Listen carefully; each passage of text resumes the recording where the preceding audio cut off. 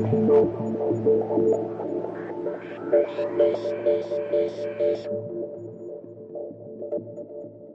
and welcome back.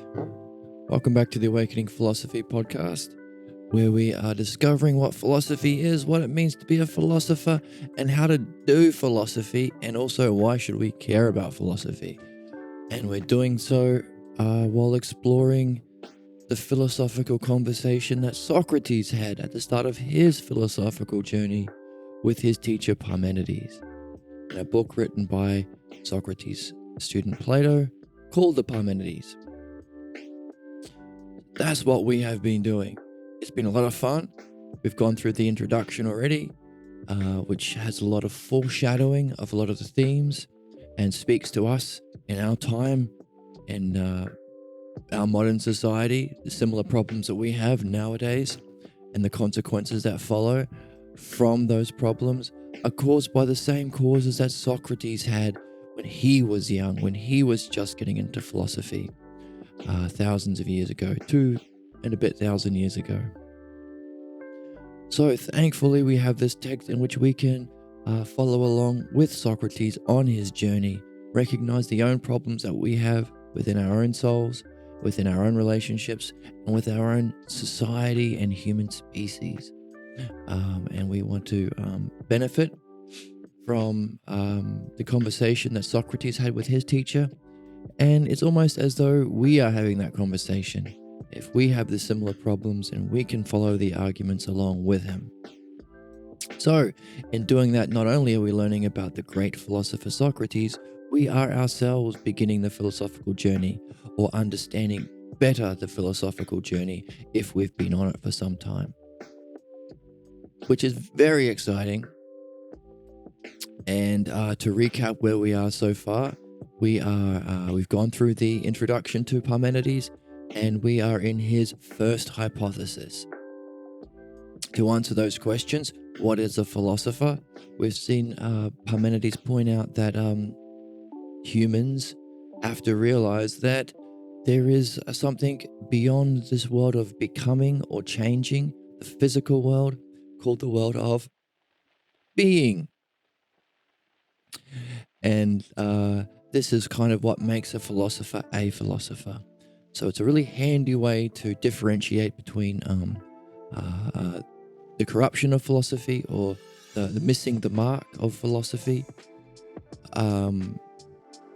Maybe your auntie uses the word my philosophy or her philosophy, or thinks philosophy is just a theory about the physical world.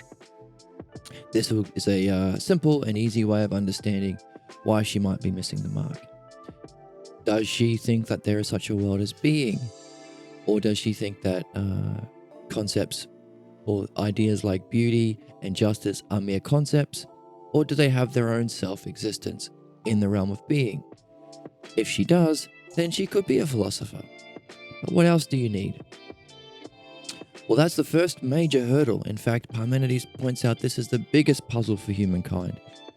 That, first of all, the many don't realize the importance of philosophy, but also, if you don't think you can know the realm of being, doesn't matter, even if you have a great teacher who's very skilled and experienced, and even if you're open-minded enough to walk through all the arguments with him, if you fundamentally don't realize that there is a realm of being and you can know it, you might not be able to be persuaded.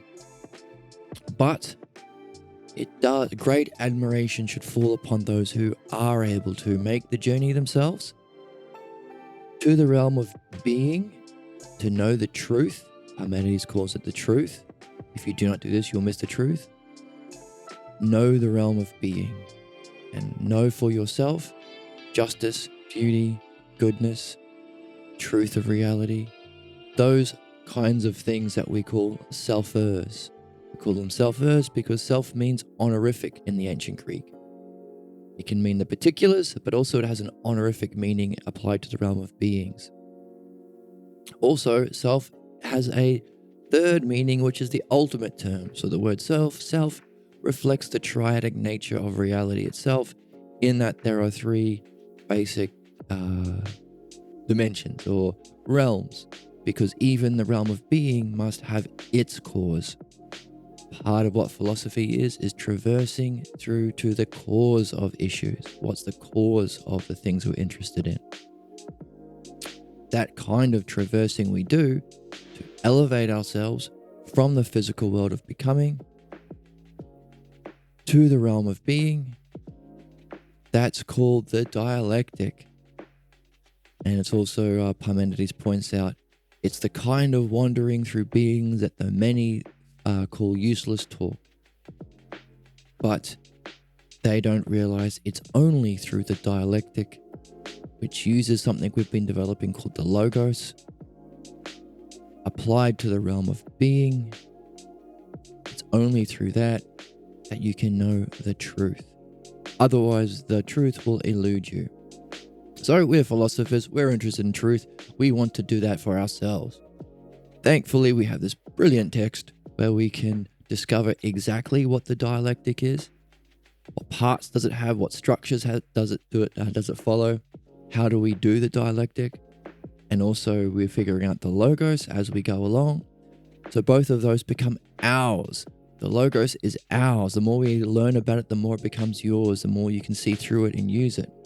And if the logos is a paradigm that runs through everything, whatever you're doing, whether you're studying music, whether you're studying astronomy, whether you're studying physics, or if you're doing philosophy, which we're doing, you'll be able to recognize the logos in all of it, right? But the logos, because it has that multi-dimensional reflection through all the levels of reality from the ultimate, it is also a ladder back to the ultimate. So we can use it as a ladder to understand the beings, but also apprehend them.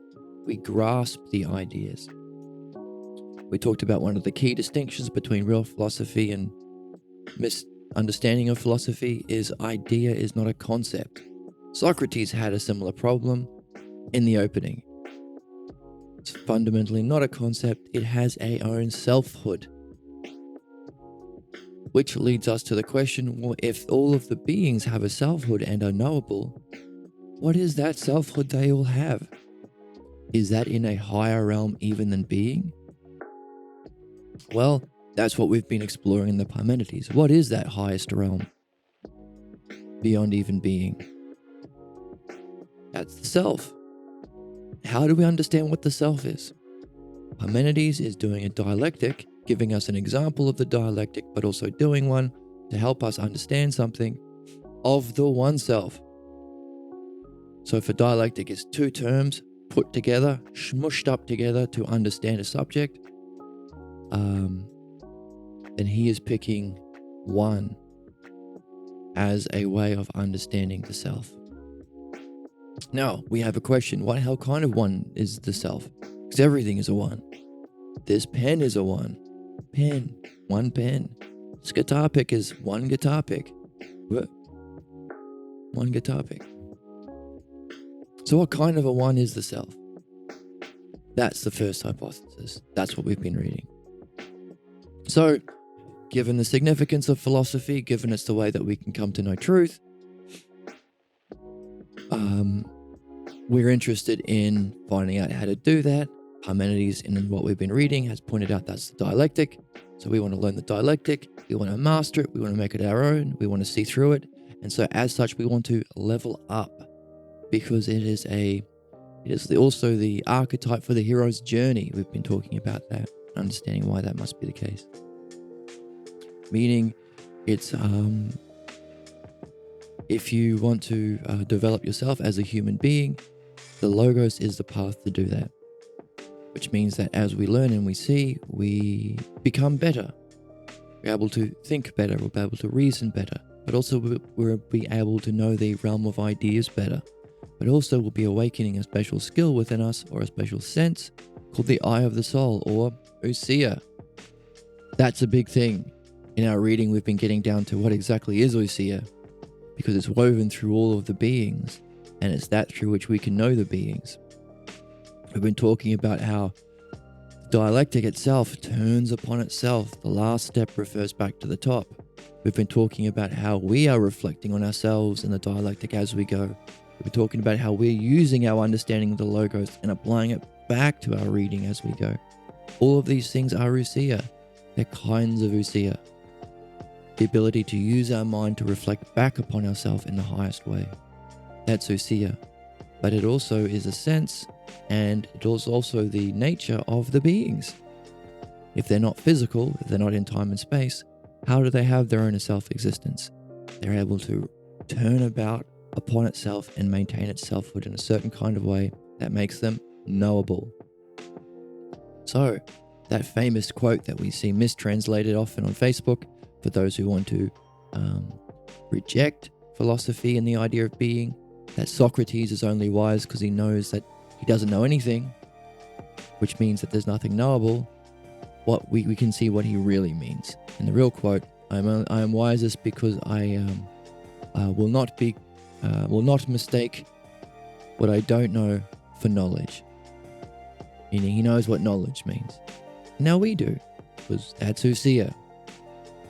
Those self terms and self-ousia, once you experience it, I doubt you'd be mistaken and consider an opinion or a belief knowledge if you have that experience of ousia yourself. That's the significance of self-ousia. And that's where we are in the text. So, to recap the dialectic before we jump in, Parmenides begins by saying he's going to be speaking from himself. Wow, what does that mean? We say, wow. He said he's going to be giving his philosophy of the one-self. So it's his philosophy of the one-self. This is what he thinks is the ultimate. This is what he thinks the self is. And then he's going to give the options of if you think the self has existence, if the self is. There are 4 hypotheses, 4 kinds of ways of thinking about the self if you think it's a kind of one that has existence. And finally, if the one does not exist. 4 kinds of ways of thinking about the self, thinking about whatever you want to apply a one to, because everything is a one. 4 ways of thinking, feeling, experiencing, being about anything if you don't think the realm of being exists, if the one does not have existence. You're not allowing for that. So, 8 positive, 8 negative, and 1 ultimate on top. We are going through the ultimate on top. And in our reading, we've been led to a puzzle. We've gone through 8 arguments. We're on the 9th one on time.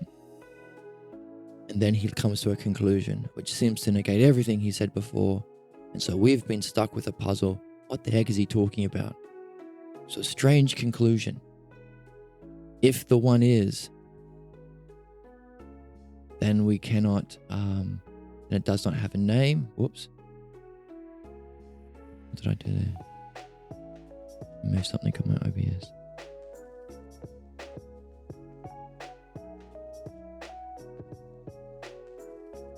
There we go. If the one is, it can neither be named, nor have a logos, nor be an object of knowledge, or perception, or opinion, or anything attributed to that self if the one is. What the heck does that mean? Our first hypothesis has been a logos. We have been developing opinions about what the one is. The one of the one-self. The first hypothesis. So we're very puzzled with the conclusion, but we've got one more argument to lay out for us so we have it. It's ours, and maybe we can use that to help solve our puzzle. What the heck is he talking about? And ultimately, we've got a lot of parts about the first hypothesis, the one-self. How can we talk about it as a whole? What is it? And have we discovered things along the way that we can apply back to our understanding of the dialectic to solve this great puzzle? Very exciting, very meaningful, very significant. You're a self, I'm a self. If it's all self, if self is our destiny and first cause of everything, also if it's our destiny, it's also the final cause. So we can call it the first and final cause. Right? If it's the first thing, it's the first cause. But if our goal is to use the logos and dialectic to return back to it through understanding, which makes it a mystical and intellectual task, it unites the different traditions of society. If it's the first and final cause, we want to know what it is and get there through understanding, which is the logos. in a method of the dialectic, but also to know it. But is it knowable? Is it even knowable? If it's not, how do we get there? What kind of experience is it?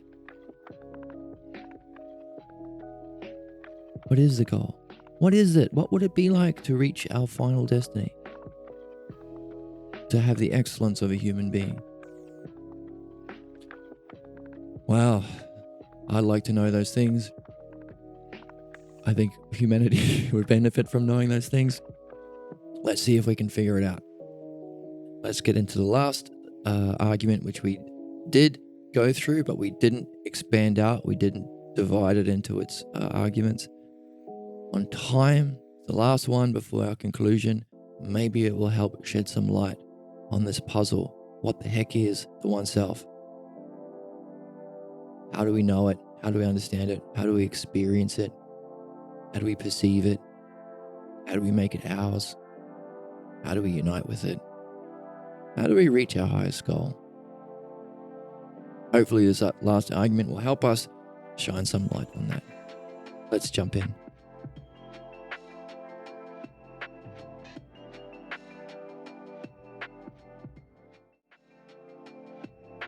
Here is our text. I hope you have your coffee with you.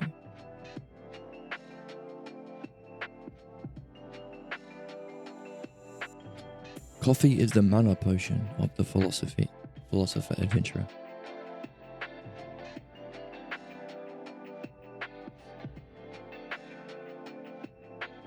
Okay, the last argument which we expanded out together was, let's quickly touch on all of them. If the one is not many. Therefore, it can't be a part or a whole. This is our definition of what we want to prove. Therefore, it can't be a part or a whole. A quick definition, quick demonstration of why that's the case.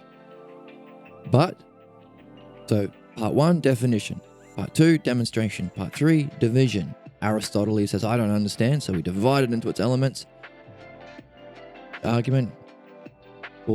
And within the divisions, we have steps as well. So definition of our terms. Definition, a part. Where's my pen?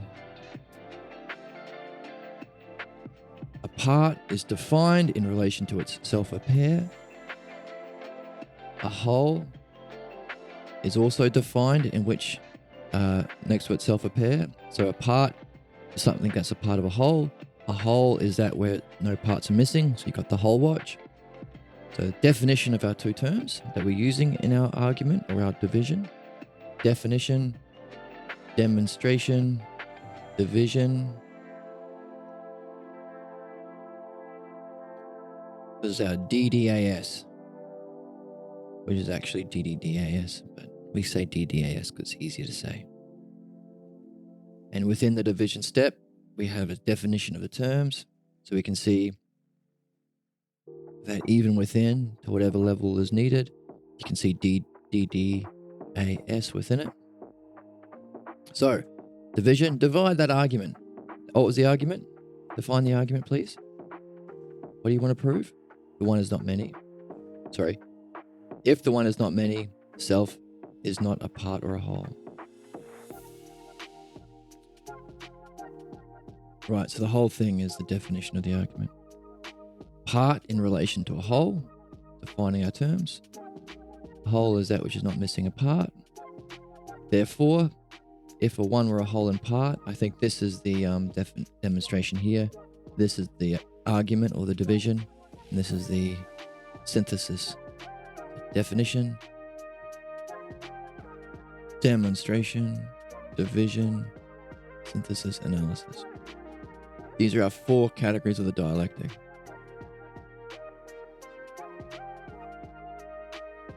That we, in our exercise, we apply it to if our subject is and if it isn't. So, therefore, if the one were a whole or parts, it would be many and not one. We've defined if one is, it can't be many by definition. But we're after the one self, so it wouldn't be one. Therefore, the one-self is not a whole nor parts. We saw the argument about the one applied to the self. There are two parts of the dialectic. Second argument. We use a subset. If it's no parts, then no beginning, middle, and end. So this is a subset in the argument, but it's also something we're learning about the one-self. It's not a whole, it's not parts, doesn't have a beginning, middle, and end. By the way, those beginning, middle, and ends are being used as a subset to define our term, our self term, limit. Beginning and end is the limits of something.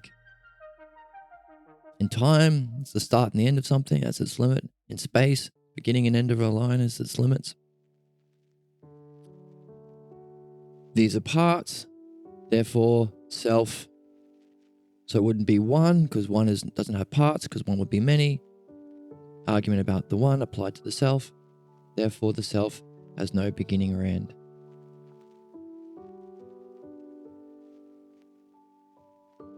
Conclusion about the self, apply it to the one. Therefore the one is unlimited. So, self is not whole, self is not part, self does not have beginning, middle, and end. Self does not have limits. Self is unlimited. First big question, how can you give it a positive? All we've been doing, the pattern is just negatives. Okay, we've got one on the positive list. This would be a way of getting rid of unlimited that we did ourselves, but that wasn't in our text. If you define the self a pair, one by its other, unlimited is a never-ending series of limits, therefore one defined by its pair. That would be counting. These would be all many parts, but the one is not many, the one does not have parts, therefore the self is not unlimited. That was something we did following the pattern that you'd established already, but he didn't do that. He gave us a puzzle, first big puzzle. Why is he saying that the self is unlimited?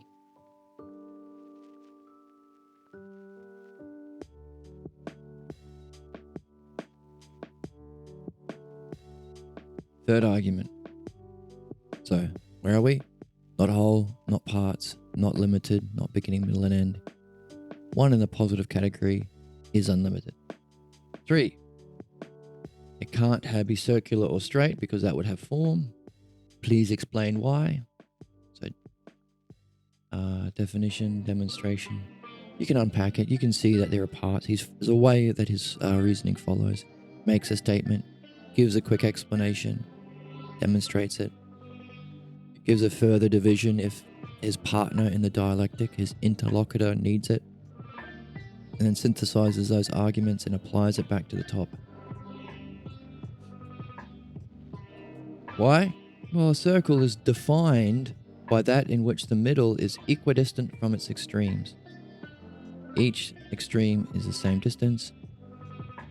Straight line is defined by that where the extremes are equidistant from the middle. Are in line with the middle. But these would be parts. We've already said that, so we're bringing our arguments with us. Therefore, it's neither straight nor round, which means it can't have shape. This is the synthesis of our argument applied back to the start. No form. So, the one of the one-self, what is it? Well, the one-self isn't a whole, isn't a part, doesn't have limits, doesn't have beginning, middle, and end, does not participate in circular or straight, and doesn't have a shape.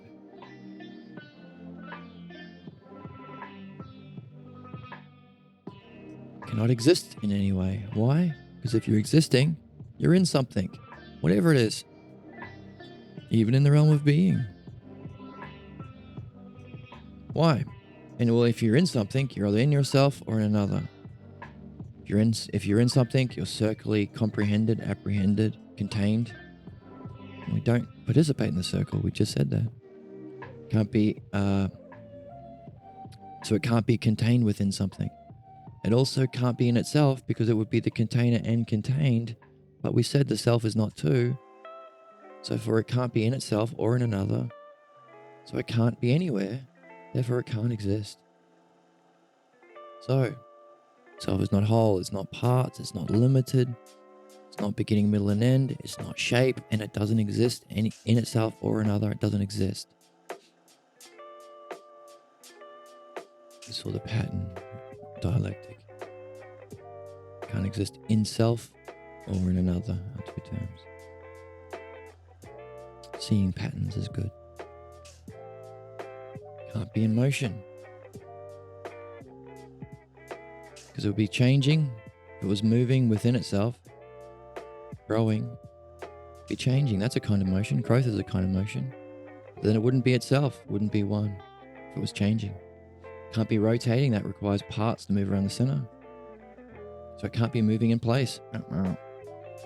Can't be going from place to place, because if it starts in a place, it would be in something. We said it can't be in anything. If it's going to somewhere, it would have parts, because you start a little bit inside, and you start with more inside, and you start completely inside. You'd have a part in, a part out, more parts in, less parts out, completely in. These are parts. We have no parts. The self does not have parts. So we can't say the one-self is in motion. If it's resting in something. So we can't do that as well. We already said it can't have parts to be coming, to be at rest. So similar argument here. Can't be in something, and it can't be changing. So it can't be at rest in something, and it can't be coming to rest. So it can't be at motion or rest. We recognize we've got a nice set of self pairs. Self is not whole, it's not parts, it's not limit. It is unlimited, but it's a self pair. It's not at motion, it's not at rest. It also doesn't exist. It also doesn't have shape. Number 6. Can't be the same or other. Well, how come? Well, you're either the same as yourself, or you're the same as another. If you're the same as yourself, you wouldn't be one with yourself. There'd be two things, that which you're the same as, which can't be one. Can't be same as another, because then you would be other than yourself. You wouldn't be yourself, you'd be the other one. Can't be other than yourself, because then you wouldn't be yourself. We are simply other. So that's another question, another positive to go along with unlimited.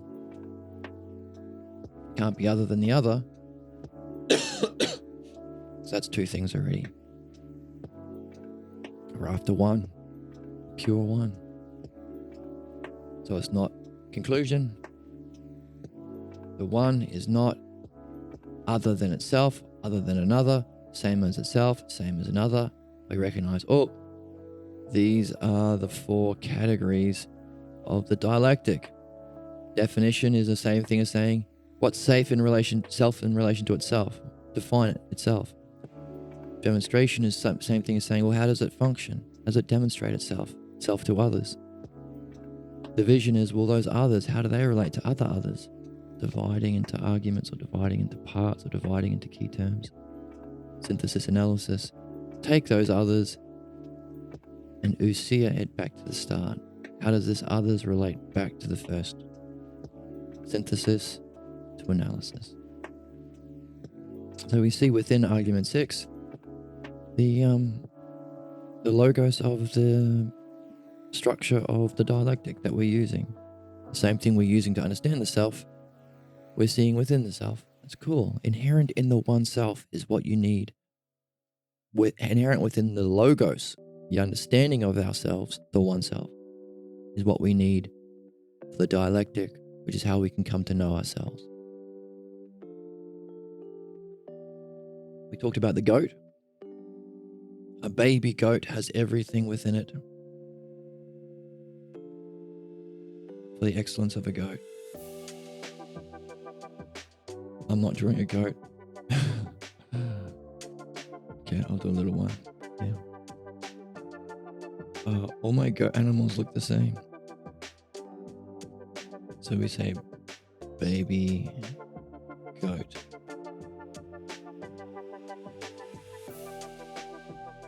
It's gonna look like a dog. Okay, let's do this.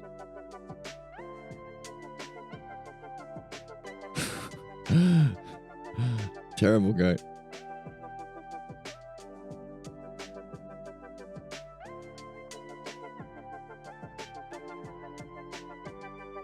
Terrible goat. Okay, let's get rid of the baby goat. You're an abomination. You shouldn't live. Okay, so the self is not whole, not part, not limited. It's not whole, not part. It's not limited. It is no shape, doesn't exist. It's not in motion. It's not in rest. It's not the same. It's not other. Then we went on to likeness. Likeness is to experience same or difference.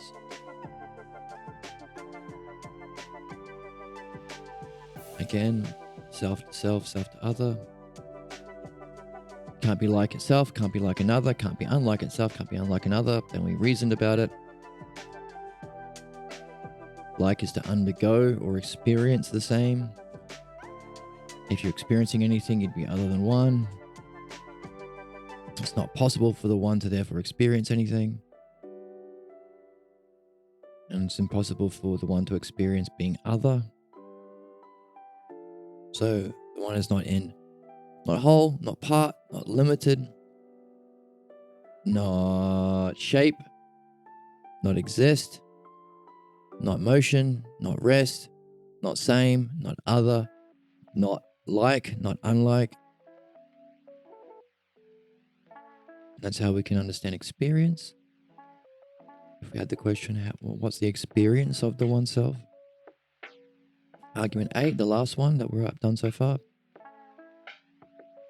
Definition is not equal nor unequal.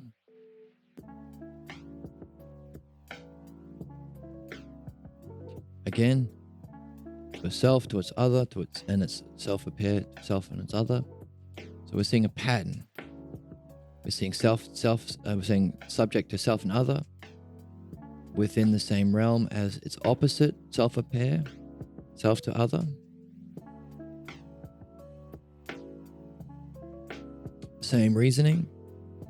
We see an interesting thing with likeness and unlikeness, that they are both defined in relation to a new adjective. Likeness and unlikeness is a way of describing experience. So we're developing a new term, experience, which is handy. Here we're saying if you're equal to something, you have the same measure. So we're pulling our understanding of the same from our 2 arguments ago. Defining the term what equal is. Greater and lesser is having more or fewer measures. A new term, if you're commensurable. So we've got a new term. There are some things that are commensurable in the same realm, centimeters and meters. And there are some things that are incommensurable, liters and meters. Liters and meters. A liter is not commensurable with a meter. So if it's incommensurable, it's a mix. You could say, well, a liter is in some way less than a meter, but in some way it's greater than a meter. It's complicated. So, if you can't participate in the same, you can't have the same measure. Keyword, participate. So you're not equal by not being of the same measure. So self is not equal. Can't be more or fewer measures because there are as many parts as there are measures. So already dividing it into greater and fewer, you're out of the realm of the oneself. Not equal to one measure, as the self is not equal to anything. Not one or many measures, because that would be many and parts. One is not many or parts. So in no way participates in same or self. It cannot, well, I think it's same here. Because in no way participates in the same, it can't be equal to itself or another, or unequal, greater or less than itself or another. So these are our structures: self, other, self, other, self, other. The self is not whole, it's not part, it's not limited, it's not, doesn't have shape, doesn't exist, It isn't in motion. It isn't at rest. It isn't same. It isn't different. Doesn't experience same and different. So it's not like or unlike. Doesn't participate in same or different. So it's not equal or unequal. That's where we are. So we've noticed patterns. Number one, sometimes you can create a subset to define the terms. Number one would be, okay, let's make a list of this stuff.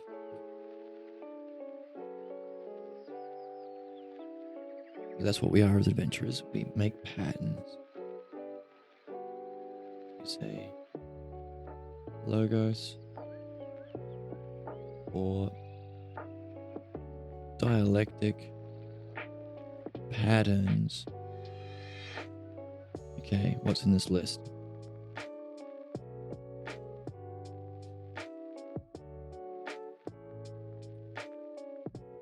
You can say, well, one thing is we look for self pairs. We follow definition, demonstration, division, analysis, synthesis. Well, synthesis analysis, we should say. Within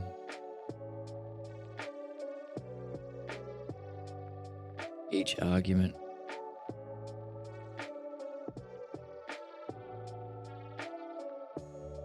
Define what we want to explain. Give a demonstration of why it must be so. We divide it into parts for our arguments. We synthesize those arguments to a conclusion about the one or the self, and then we apply it back to what we want to define, which is an ousia. That's analysis. That's the argument. That's the structure he's following. 3.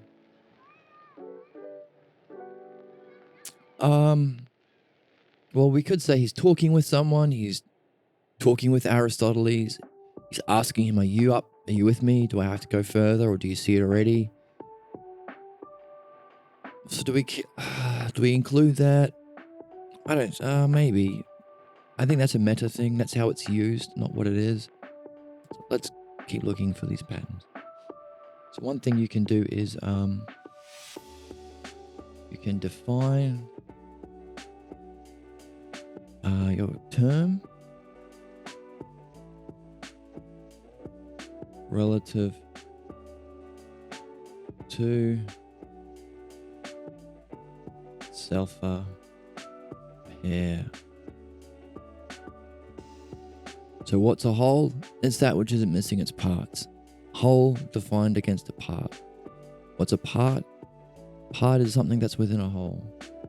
That's one way of giving a definition. You can create a subset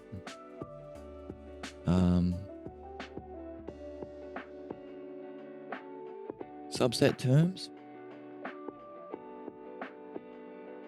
to define the self pair.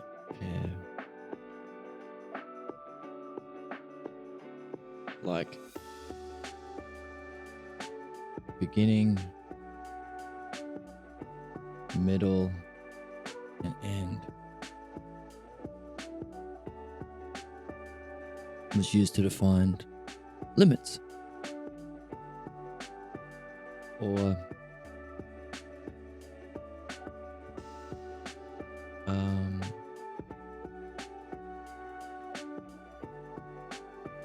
we also had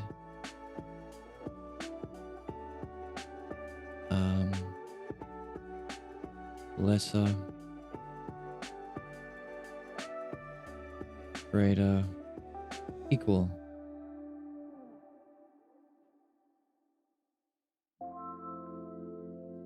Used to define measures, which was used. That's a tricky one.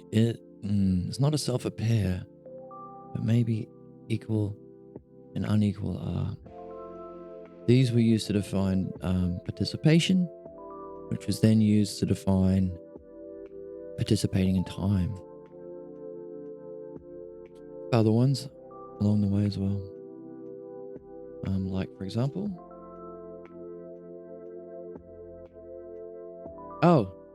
here's a good one. Shape. Actually, let's use this as an example because it leads on. Beginning, middle, and end, which is also used to define circular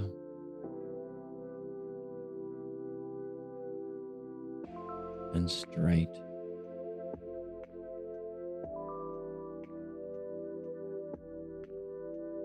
Which then was used to define form. Okay? So we get it.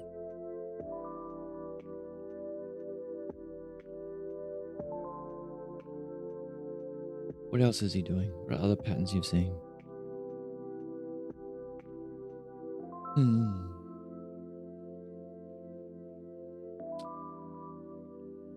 Oh. We can, from our definition, we can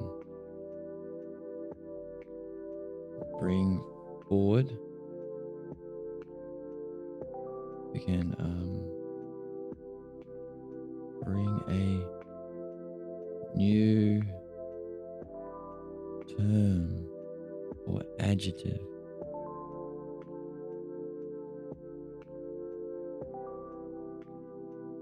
Like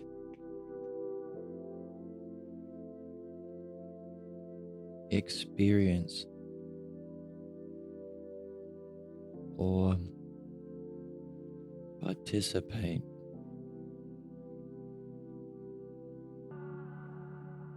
Right? We defined likeness and unlikeness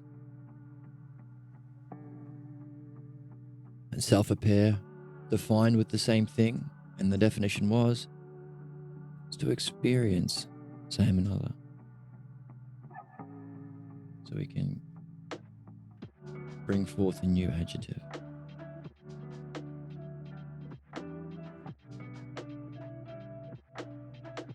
We usually end up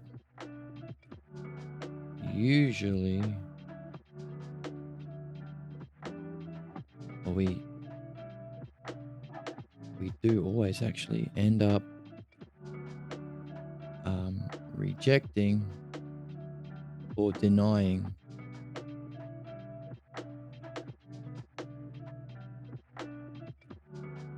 a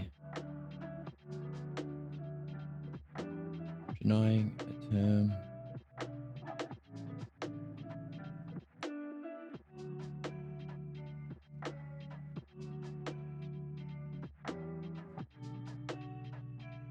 when defined relative to its self-pair.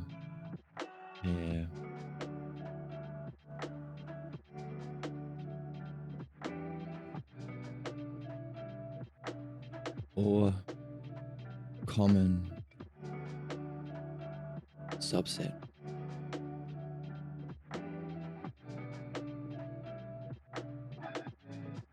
If we define whole by part. Oh, hello. Hello, James Gotts. I've spent 70 plus hours researching for a paper I'm writing on the aesthetic explanations or rebuttals for the argument from miracles. But any suggestions for resources? Wow. Can you say more about that? Rebuttals for the arguments from miracles.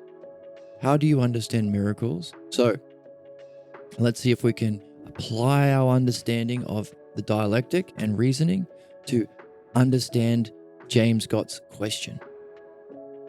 Okay, so what do? We have to follow definition, demonstration. So, how would you define what you want to show with your paper? What is it? Define what you want to show. That would be the first thing. Let's try it. This is a fantastic opportunity to test out what we've seen so far.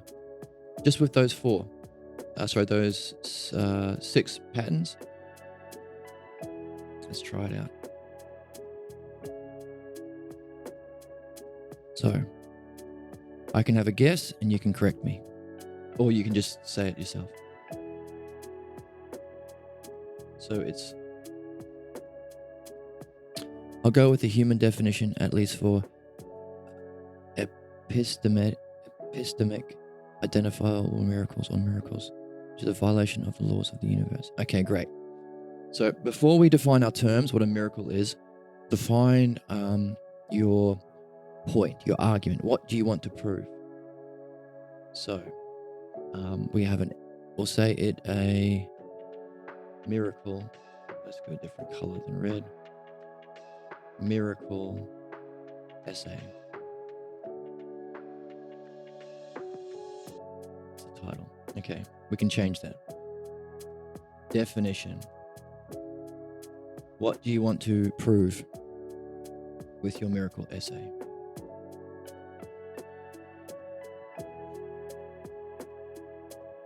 Rebuttals of the argument from miracles.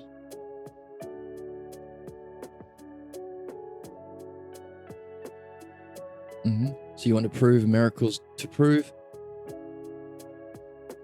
show miracles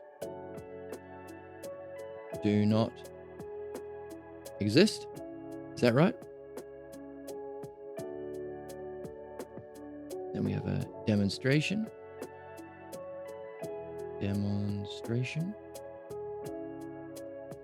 Which is like a synthesized way of showing this.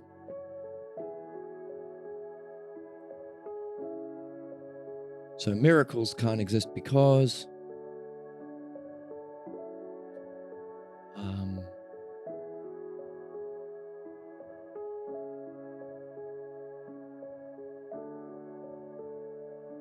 so let's use an example of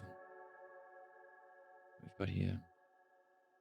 A first one. Let's use the first argument of the first hypothesis of Parmenides. No better to learn from. Self is not a part or a whole. Actually, let's use a one that's a bit more complicated so we can see. There's a definition. The one-self cannot exist in any way. Demonstration, because it would have to exist in itself or another, which it can't. Then you'd have to explain that. So what is your basic argument to show that miracles do not exist? Okay. Miracles, phenomena can exist, but theism is a superficial explanation. So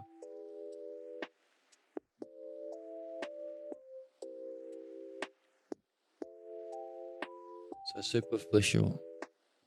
Okay. Because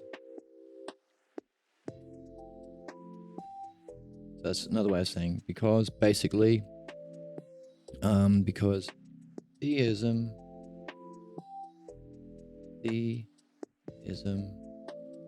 is superfluous.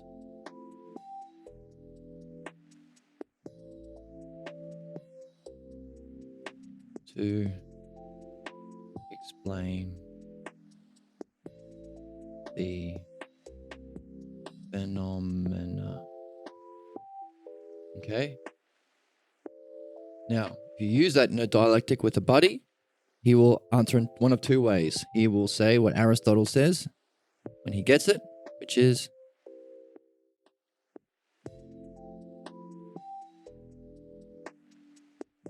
so it is. It's likely to be the case. So it's obvious, it's likely, or an even better way of answering that question is it has come to light. It has so come to light. So if you're explaining that to somebody, they will say, oh, of course it is. Or it's likely, or it's come to light. Or he will say, I don't get it, say more. Is there any reason? Why? Give me the reasons. Or, I'm with you, but what next? If he's following the reasons.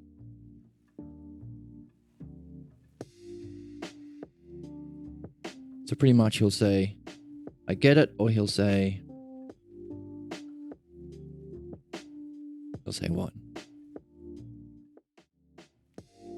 If he says what, you got to give a division into your arguments where you explain your arguments. And within that, you have the same steps. You start with within the division, you have define terms. So can you find two key terms within what you're describing? Is there a pair? Is there a pair of terms that fit together?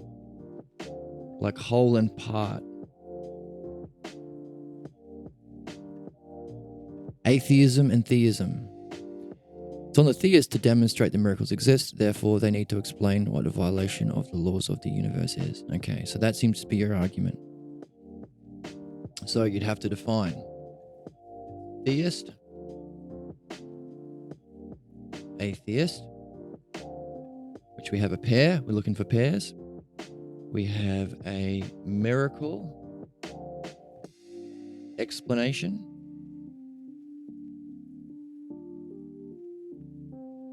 Does that have a pair? A non-miracle? What's the non-miracle explanation?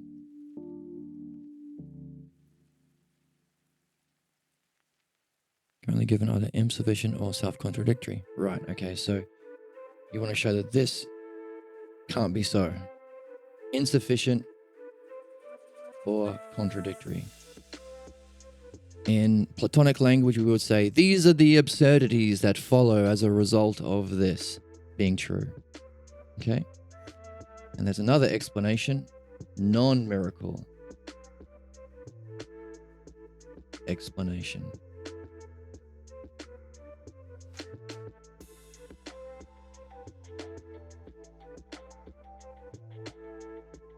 So what's interesting about this is we have another pattern that we see in the dialectic. Theism is to say that God exists. Is that right? To say that a divine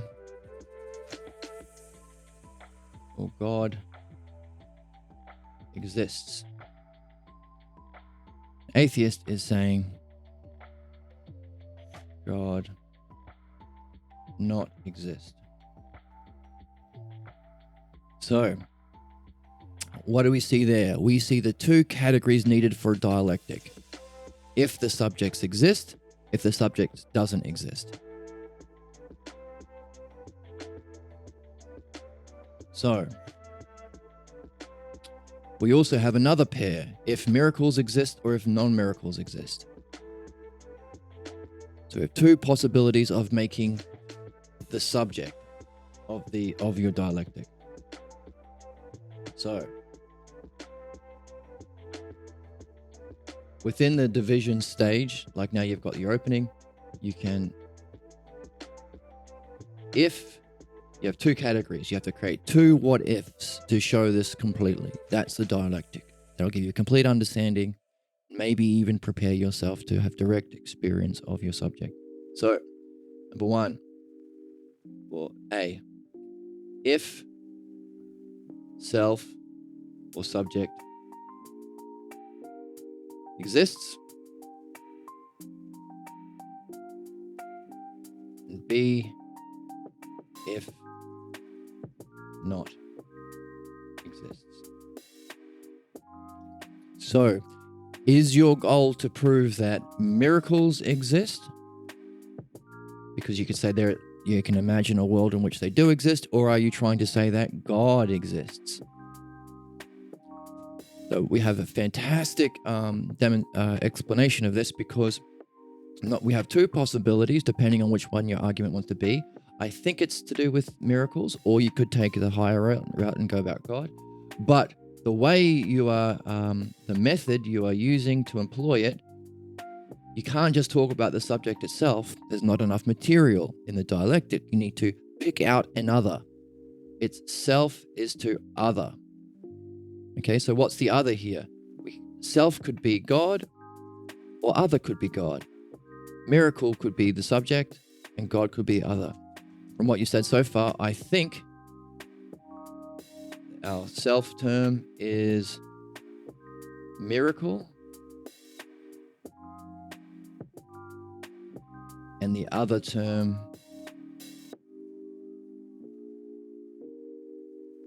is God.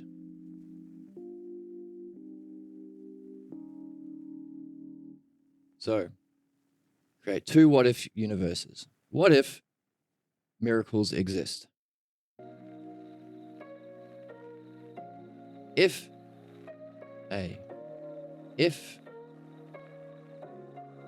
miracles exist,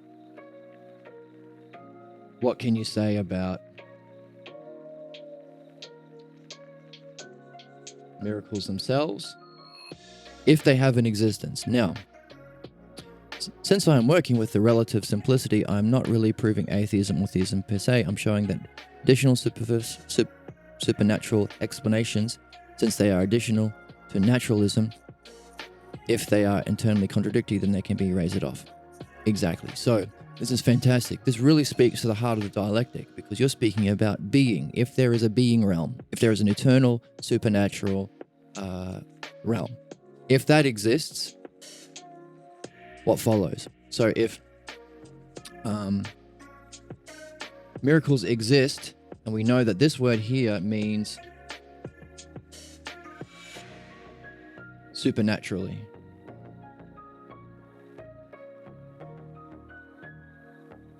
or in the realm of being, which is the subject of what philosophy is all about. If miracles exist in this special sense,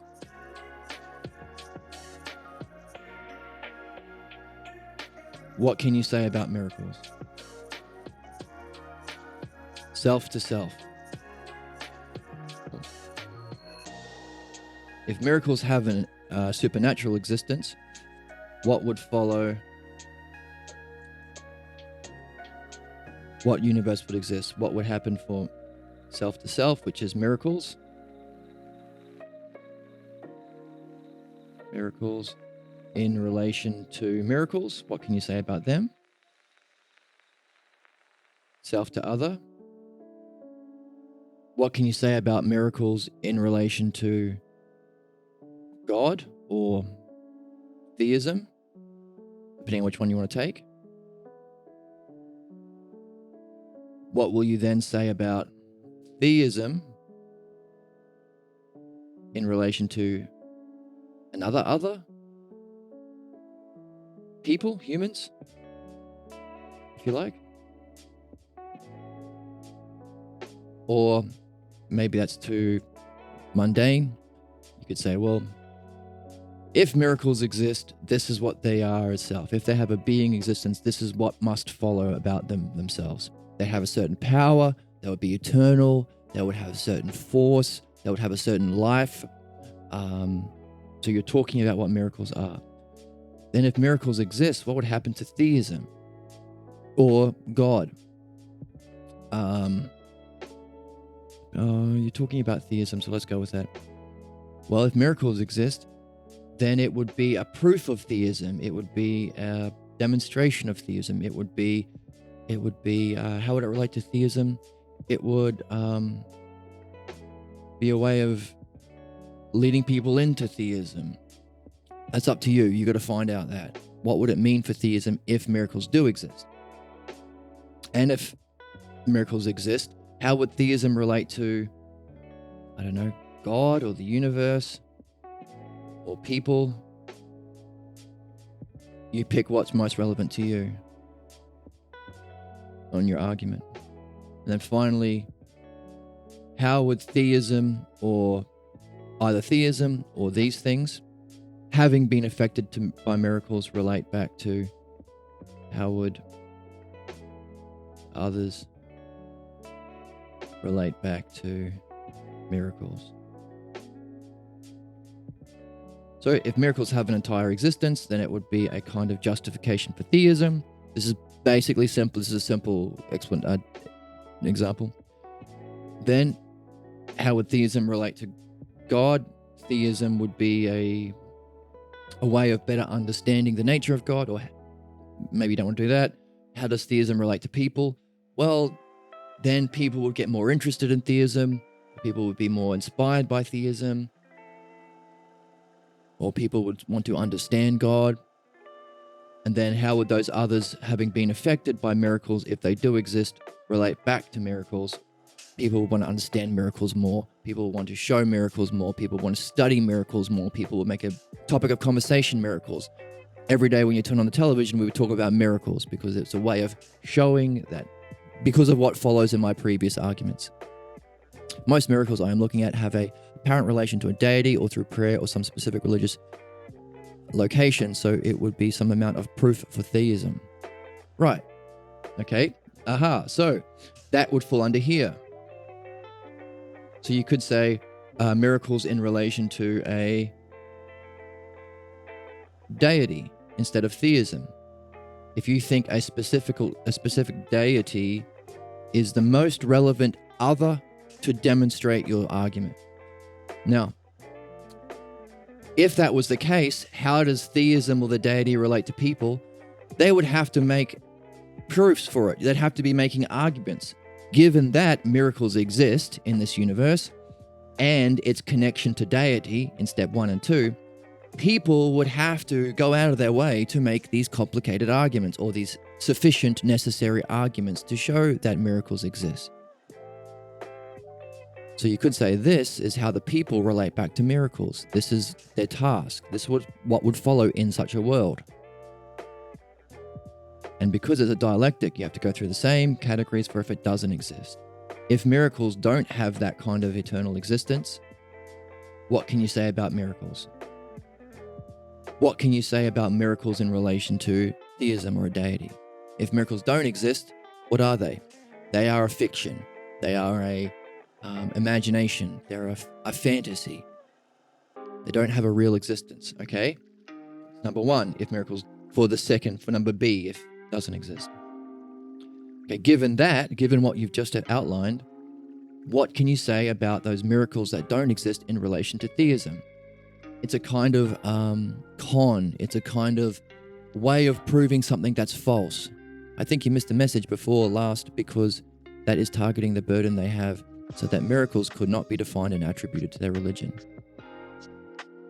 I don't understand that. Because that is targeting the burden they have, so miracles could be defined and attributed to their religion. Okay, right. So if miracles exist,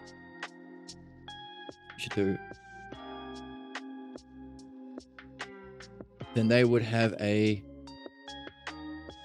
burden. The others, these people, having been affected by their theism, would have a burden of proof to show miracles. That's what would follow. If miracles don't exist, what can you say about self to self? Miracles themselves, they are a fantasy, they are a fiction, they are a fairy tale. They don't have a pure existence. Okay, so now we can actually unpack that a little bit more, because you could say what's true about them. They are a fantasy. What's false about them? They are not a way of defining the phenomena that we see in the world. What's true and false about them? They are about God in a true and false way. Why? Well, in a true way, in that they're used to talk about God but false in that they're fantasies and it's not a true argument. So whatever you say about miracles themselves, here or here, you only have 3 ways of talking about it. You want to hit them. I have no contention with them being shown yet. I'm more focused on the insufficiency of their definition. Right, so we're giving you a framework in which to put that argument forward. You could start. So we started by saying, number 1, I'm going to show that miracles don't exist. Why? Because theism is superfluous to explain the phenomena. That's your whole essay. That's it. If someone's with you already, that's as far as they read. But that's not a dialectic yet, because you haven't really shown that. They either agree with you already, or they haven't seen it. If you haven't seen it, or for yourself, if you want to have a complete understanding of this topic because it's meaningful to you, you need to go through the rest of the dialectic, which has, you look for the 2 key terms. What's going to be your key self? What's going to be your key other? The self is what you're after, what you want to show, miracles. What's the key term? Theism, religious explanation, or a deity, whatever it is you think is. Because you seem to be saying, well, theism is a crappy way of understanding miracles. So you've got your 2 key terms. But you're not really exhausting the topic. You're just saying an opinion. But if you want to have a complete understanding or argue it well or explain it to someone or convince someone, but most importantly, this is entirely an exercise for your own personal development, because Parmenides is saying it's through these exercises that my student Zeno went through that you develop your own dianoia, you develop your own logos, which the many call a waste of time, but we realize that it's through this that you're preparing your soul to apprehend the truth of reality itself, being. So it's especially good that you're talking about miracles because that pertains to being. And for most of our dialectics, it's on being. Whether justice has a being, whether it exists, whether beauty exists, or, in your case, in the realm of being, that Parmenides says knowing truth lies and is the object of philosophy, and the many don't realize, and the many will try and shut you down and object. But that's what we want to do, Socrates, in the Parmenides. We want to understand that, and it's only through the dialectic, that you can understand it and grasp the ideas themselves. So they have a self, being self. So this is fantastic for your own training or Zeno exercises in that way. Which means the part B, so that miracles can be identified, they require definition of the laws of nature. If one rejects the law's absoluteness, then there cannot be identifiable violations. If one accepts the absoluteness of laws, then one requires a pre-existing belief in the possibility of violating the violable laws. Miracles can be required definition of the laws of the universe. If you reject the absoluteness of those laws, then there cannot be an identifiable violations if one accepts. Okay, so if you accept the absoluteness of the laws, you cannot violate them. Miracles are defined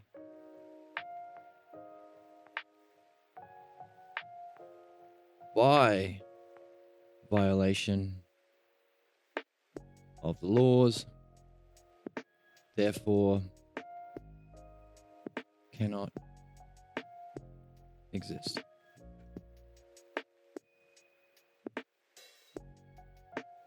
That's your argument.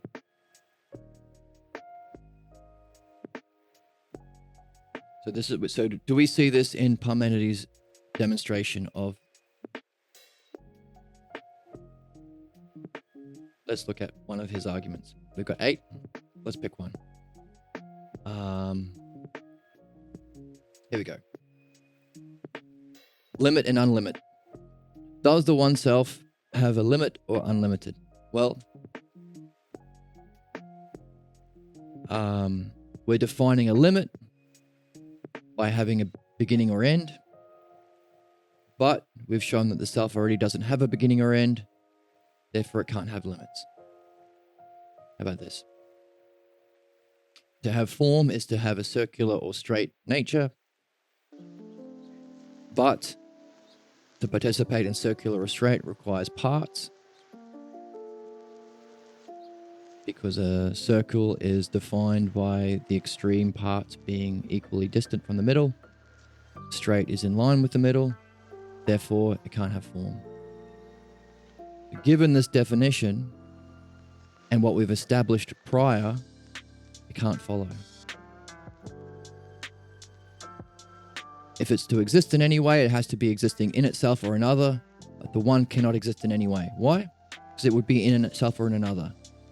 But we have to show that it can't be. Well, we've shown that it can't be circularly comprehended, or it can't be two things, therefore it can't be in itself or another, therefore the one self can't exist. So we're doing that kind of thing.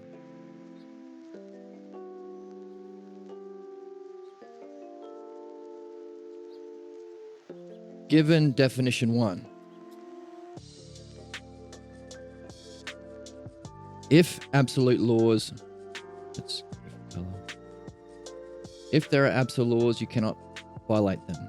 Number 2, if miracles are defined by a violation of the laws, well, that's number 2. Number 3, therefore miracles are defined by violation of the laws, therefore 3, they cannot exist. I'm just going to turn on my fan. I'll be right back.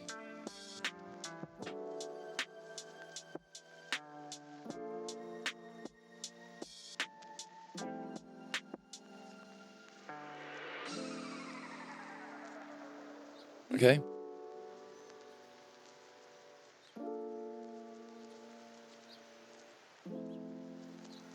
But then you'd have to say, well, so that's my argument. But then you'd have to, so this would be the demonstration. So definition would be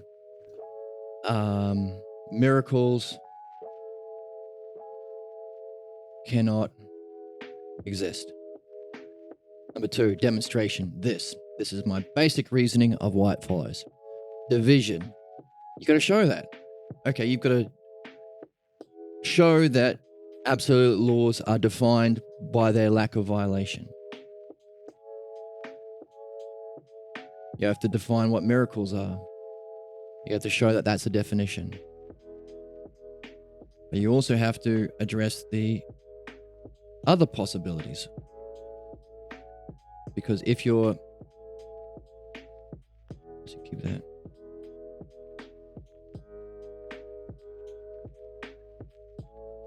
Or someone might say, well, hang on a second. Can't you have both? Can't the laws of the physical world be a reflection of the divine? And can't the divine influence?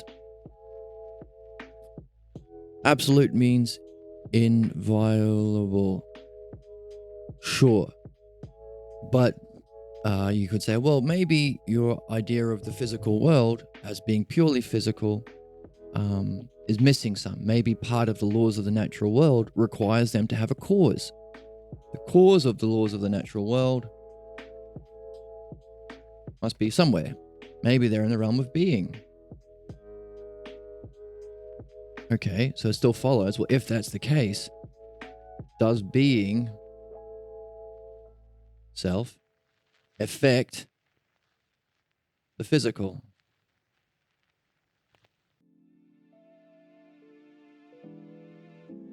Is the ability for the realm of being to influence the physical part of the laws of reality? So you have the natural world, you have the realm of being, and if there's such a thing as a realm of being, it would have its cause too. So do the laws of reality include all three? Or is there no such thing as anything that's eternal? There are no principles that exist beyond the death of the physical world.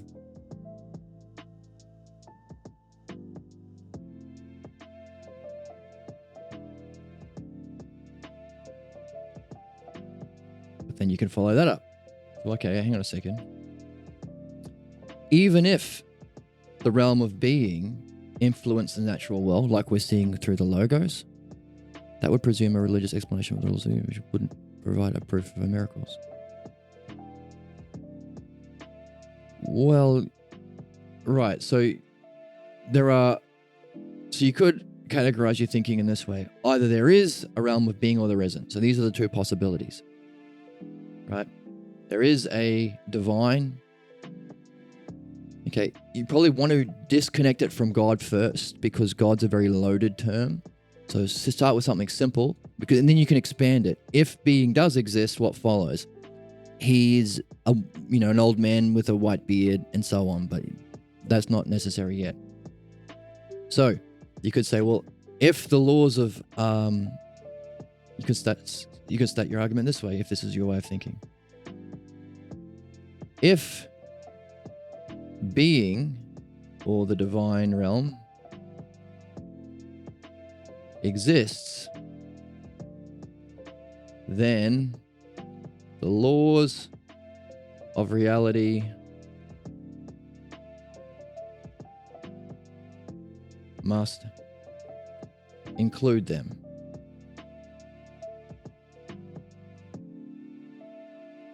If not, laws must not include them. Right. Okay, so that would be the next step. So you're saying it relates to Christian apologetics, right? So if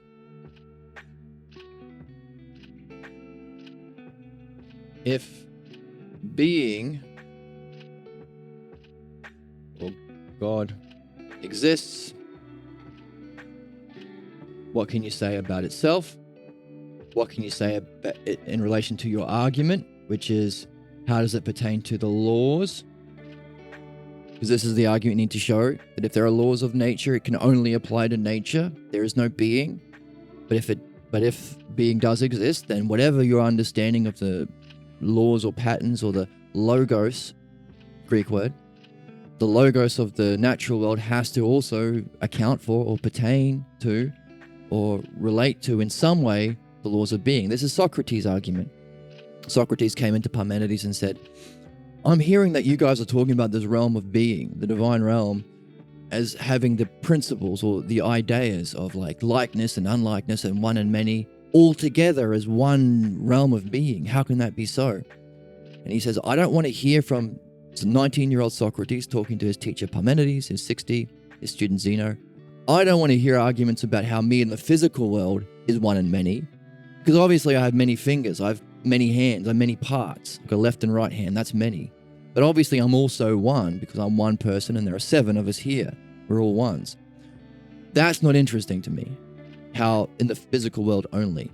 I want to know how the ideas that exist before the physical world or in metaphysics, the realm of the divine, how can they have their own individual existence, one and many, but also be one realm of being?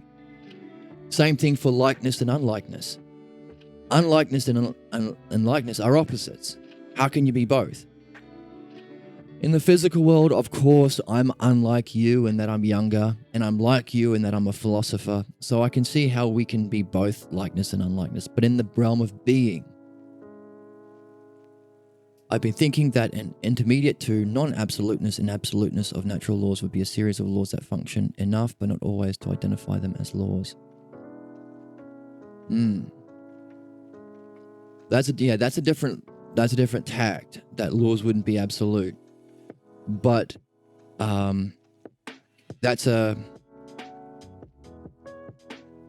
but you want the principles. So let's say that laws are the principles. You could say, well, our laws is a less than complete understanding of the principles, but that's the next level. Okay, so here you go. If being exists, what can you say about itself? What can you say about being or God? Then, how does it relate to the laws of reality? And then, this is the category of your question you just put forward. How does those laws, this other here, how does that other, so self to other, those are the two possibilities. How do those others relate to us? Like, how do we, so let's make this humans. So, how do we grasp those laws? Are they complete? Are they incomplete? Can we know them? Are they knowable?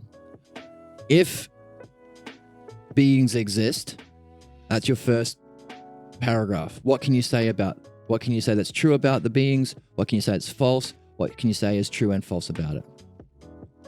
Next, if those beings exist in the way I've just defined it, because hey, I'm not going to define it as some judgmental jerk Christian dude who wants to punish people for whatever the hell. Okay, I'm defining my terms. So that takes out all of the ambiguity to do with the thousands of different personal interpretations of what God is. You're defining your terms accurately. If being exists, define them. This is what being would be. This is what it would be. This is what would be true about it. This is what would be false about it. This would be true and false about it. Next part of your essay.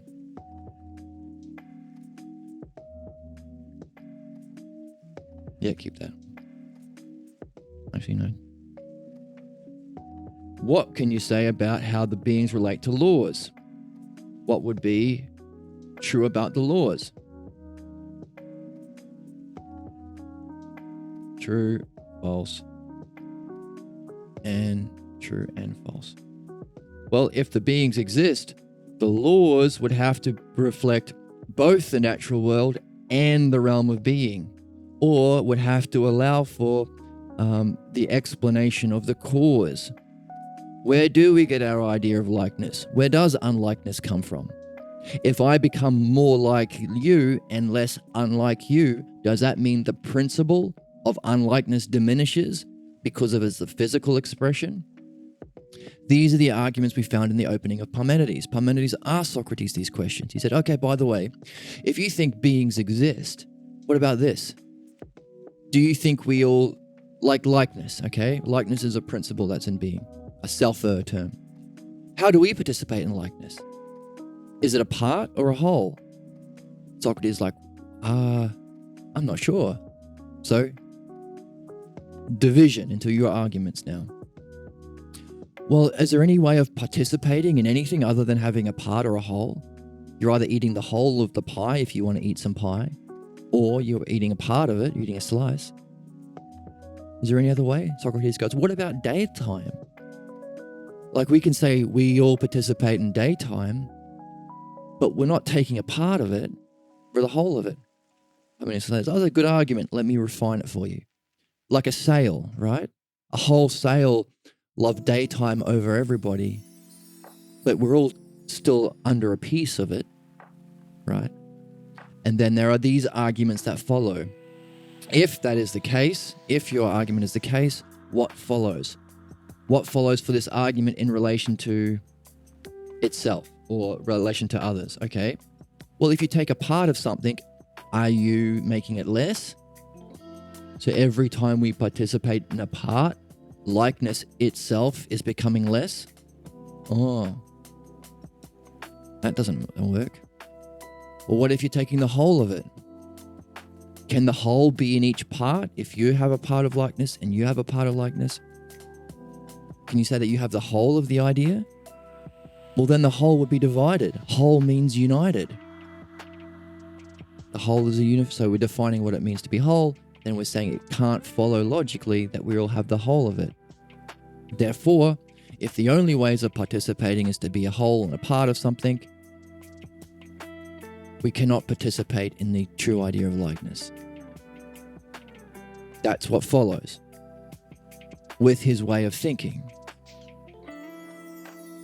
It's an idea of participation based on the material world.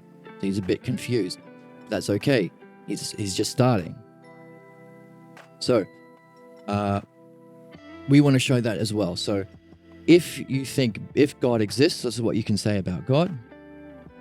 Define that. Now, this is how it pertains to our laws.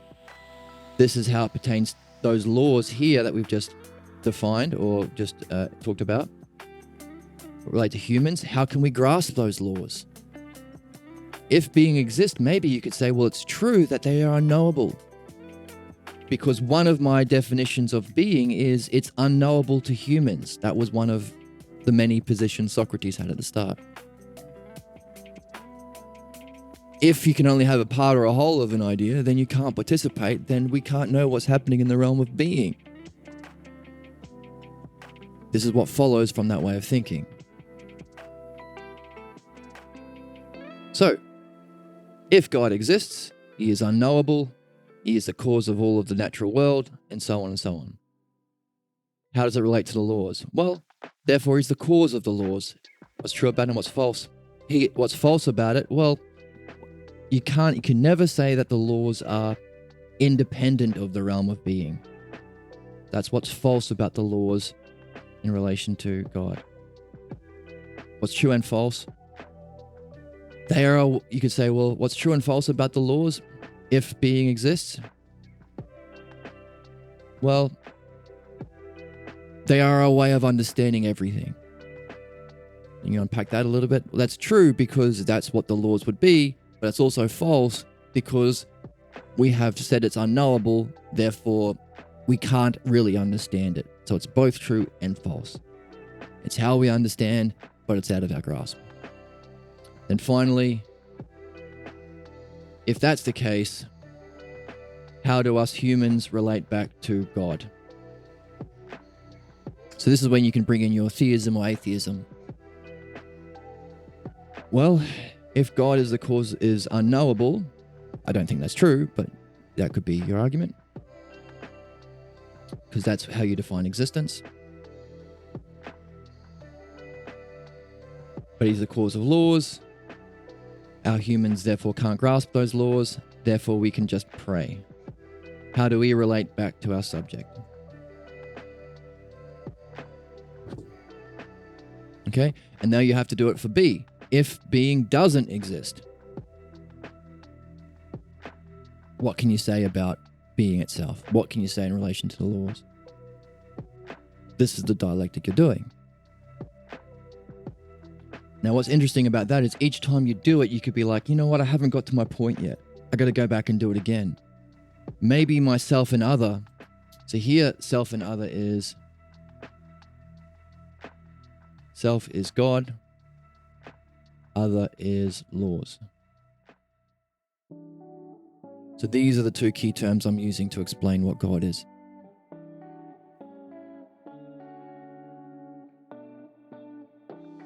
But really, this is a dialectic on if God exists. You can go that way. But you probably want to be talking more about miracles, which means you have to define what miracles are, if they exist. Pick another. Well, how does it relate to theism? Then if that's what theism is, how do humans relate to it? And then how do we relate back to miracles? Do we pray? Do we understand it? Do we have to make better arguments? And so on.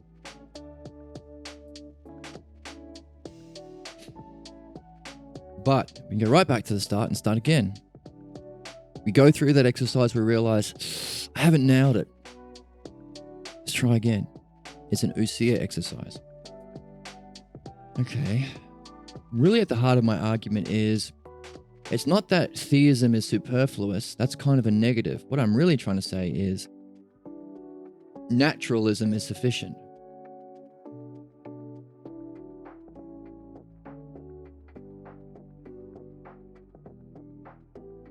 So, what I really want to be talking about is miracles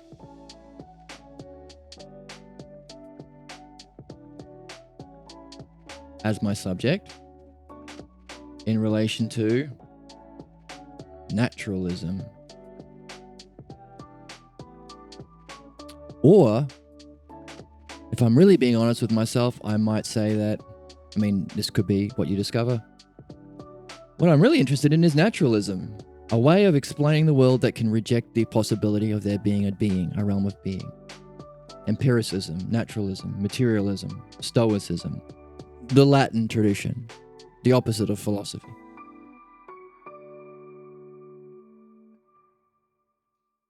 And how I'm going to explain that naturalism, how I'm going to understand the nature of this, which I want to show as true or false, is through miracles.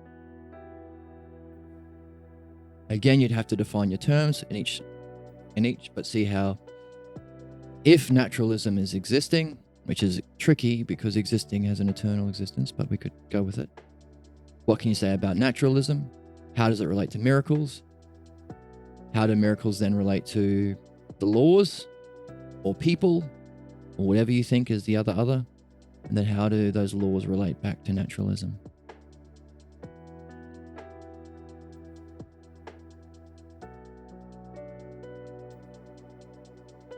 Oh, okay. Kind of following the Parmenides terminology. I gotta run. Do you have any recommendations for articles of people to look at? I recommend the Parmenides. I recommend subscribing to my YouTube channel, and I'm gonna throw up. I haven't done it yet. I apologize, but I'm gonna throw up the previous one so you can come along with it. And the reason I say that is Parmenides and these read-alongs are going to give you what you need to understand it for yourself and develop your own thinking. Otherwise, you're in the realm of human opinions, and there's going to be a lot of flaws in their thinking that's going to irk you or not really give you a complete apprehension of the topic. Because like that argument is good enough. That's good enough. Theism is superfluous to explain phenomena. That's perfect. Only the person who makes that argument has a lot of presuppositions about that, what that means, what explanations mean, what phenomena means, and a good dialectician could walk him through an expounding of his reasoning. Do a little dialectic, I'll lead you. Now we'll target in what you're missing. So they're going to be missing a lot of crap. So a lot of their conclusions are going to be pre-contained in their premises. So instead of rehashing other people's thinking or being interested in the realm of opinion, I recommend developing your own understanding yourself. Yeah, which has two things. First of all, you are going to really grasp your subject. You are going to know miracles better than anyone. Or I recommend going what you're really interested in. Are you interested in theism? Are you interested in understanding the laws of nature? Are you interested in miracles? Are you interested in what God is? Are you interested in being? Which of those do you most want to show? Make that the S. Make that the S. Now, when you think about that, you say, what of those, what other idea is the best for explaining that? Oh, thanks for the follow, dude. The best for explaining that. Parmenides is giving his dialectic in the first hypothesis. Use that as a model. So what does he most want to show? The self. He wants to show the self. What is the self? It's the highest thing. What word would be the best word to explain what the self is? He picks one. The one self is my hypothesis for the self. But I have to show what exactly kind of one it is. What kind of a one? Is it a part? Is it a whole? That's a kind of one. These are two kinds of ones. He goes through in his first hypothesis, 9, we're up to number 9 now, 9 different arguments, ways of describing the attributes of this one. So you could say the first hypothesis is, even though within the whole it's a dialectic on the self, within itself it's a dialectic on a kind of one. He really explains what kind of a one is that he's using. And then, once he's outlined the arguments for what kind of a one it is, he says, this is the self. In every argument, he says, by the way,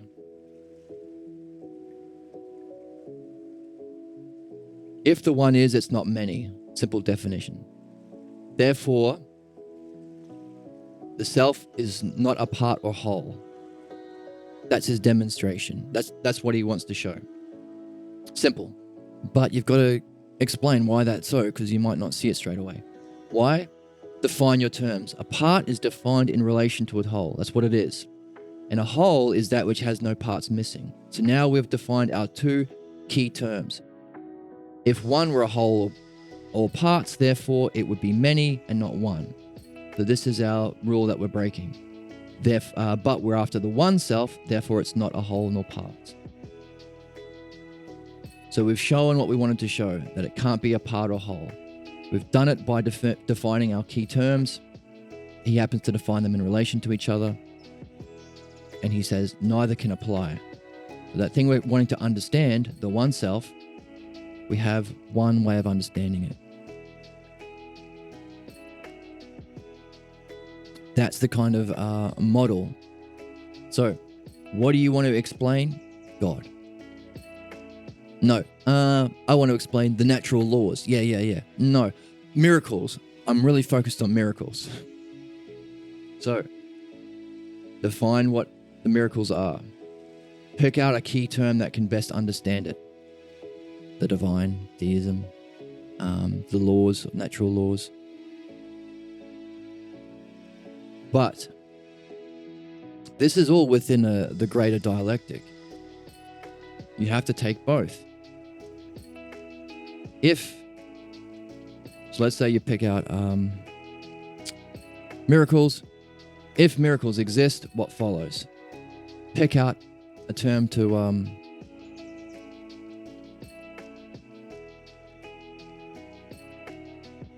or you can read other people's papers. You can go both ways. One's in the realm of opinion, one's in the realm of logos and dialectic. But make sure you do both. If miracles exist, what follows in relation to what? Laws or deity or theism? But then you have to do the other one. Well, if it doesn't exist, which might be what you want to try to show, then you have two what-if universes. This is what follows in a universe if miracles, or if God, let's say miracles, if miracles do exist, these are the absurdities or truths that follow. And if it doesn't exist, logos and dialectic are the opposite of opinion. It's understanding. And I'm sort of outlining why that's the case. It's a complete understanding of a topic, but it has a certain quality. Well, yeah, that's a way of thinking. That's one of the kinds of ones that you can have, right? This was Socrates' idea coming in, that everything is just opinion. Everything is just a concept. So that's a way of thinking. You could say that. There is no truth. If I want to believe that I'm a spaceman, then that's my opinion, and there's nothing more than opinions. So that's just as true. And if I want to walk into a bank and say the money is mine, that's just your opinion and my opinion, and that's all that there is. Right? So these are the absurdities that would follow if your premise exists, that everything is opinion. But also, we have to do the opposite. What if there was something more than opinion? What if there was a truth? Okay, what would follow? Well, if there was a truth, how would that relate to things like logos? Well, if there's a truth, there might be a way of finding truth. We would call that understanding. And what would then, so that's truth to something, but then how does that something, that other, relate to us? Well, if there is a method for finding truth in this world, a what if truth exists, then how does it relate to us? Well, there'd be a way that we could learn this. And if there's a way of learning that which can lead us to truth, then we have development. If we have development, we can learn and grow. We could also say, well, what follows for... We could take that with us and say, well, what follows for things like justice? Well, if it can be shown from our previous what if, that what if truth exists, what can you say about itself? It's eternal. It's open to everyone. It has power, right? How does it relate to a particular topic? How does it relate to understanding? Truth informs understanding. Truth is the goal of understanding, right? That's category 2. So we've got, let's make some space here. So our first category, the 2 realms, if it exists, if it doesn't. If truth exists, what can you say about itself? And then what can you say about it in relation to something? So how does it relate to understanding? It is what informs understanding. It's the goal of understanding. Just making some space here. This could be a quicker way of doing that. Like this.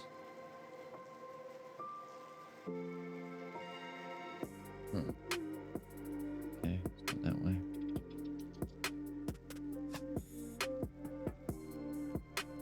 Oh, so much. Okay, we're done. Okay, so if I'm gonna take both.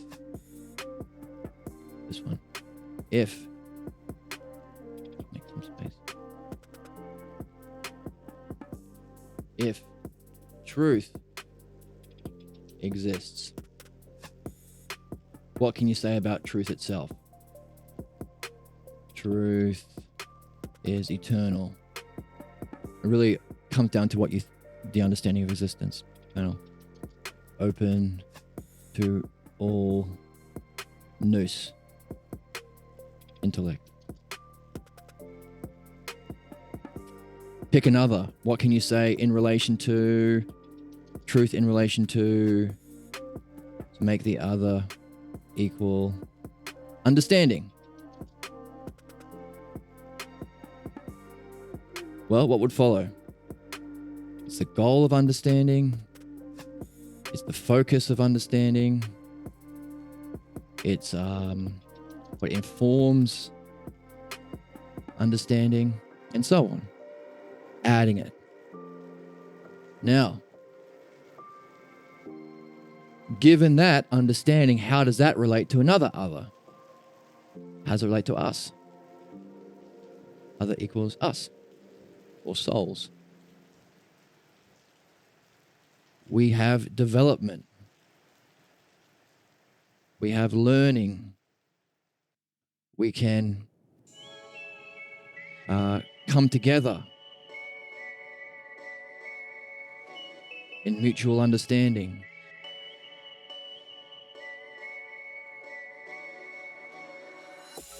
That's what's true about it.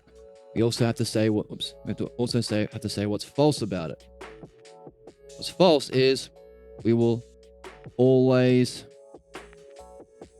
be at war or fighting over opinions.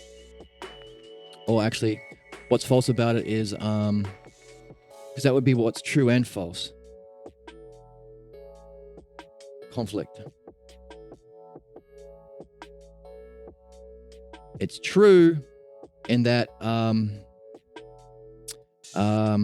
we may be blind, we may be oblivious to this or ignorant, but it's also false that if we discover understanding, we can remove conflict, war, etc. So that's what's true and false. What's false about it? What can you never say about us in relation to understanding if truth exists? Dialectic is merely opinion. All right? So that's an example of a dialectic on if truth exists. But that's not sufficient. You have to do if it doesn't exist. If truth doesn't exist, then you would have I guess the state of mind that you might be in, or whoever taught you this way of thinking, because it had to come from somewhere. So B, if truth does not exist. Self to self, self to others, others to others, others to self. What can you say about truth itself?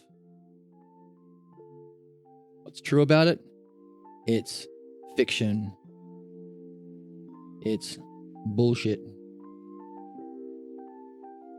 What's false about it? It's helpful. It has a helpful. It has intelligence.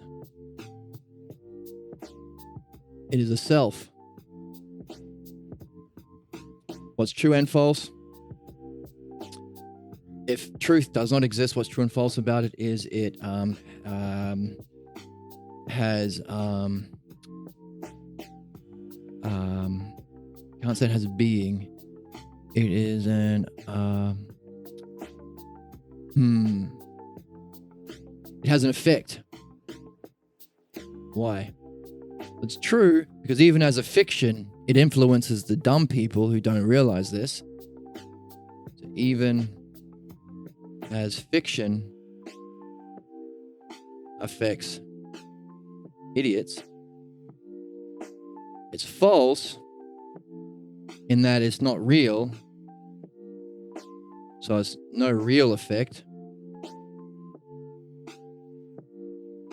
So in that way, it's both true and false. It has an effect. All right? We're building the what-if universe if truth doesn't exist. As a way of addressing your question, is everything just opinion? Is my drunk uncle who tells me he was once friends with Albert Einstein, and they had a cigar one day and Albert said, "You know what? You taught me everything I know." Is that opinion just as true as the opinion I got to go to work tomorrow?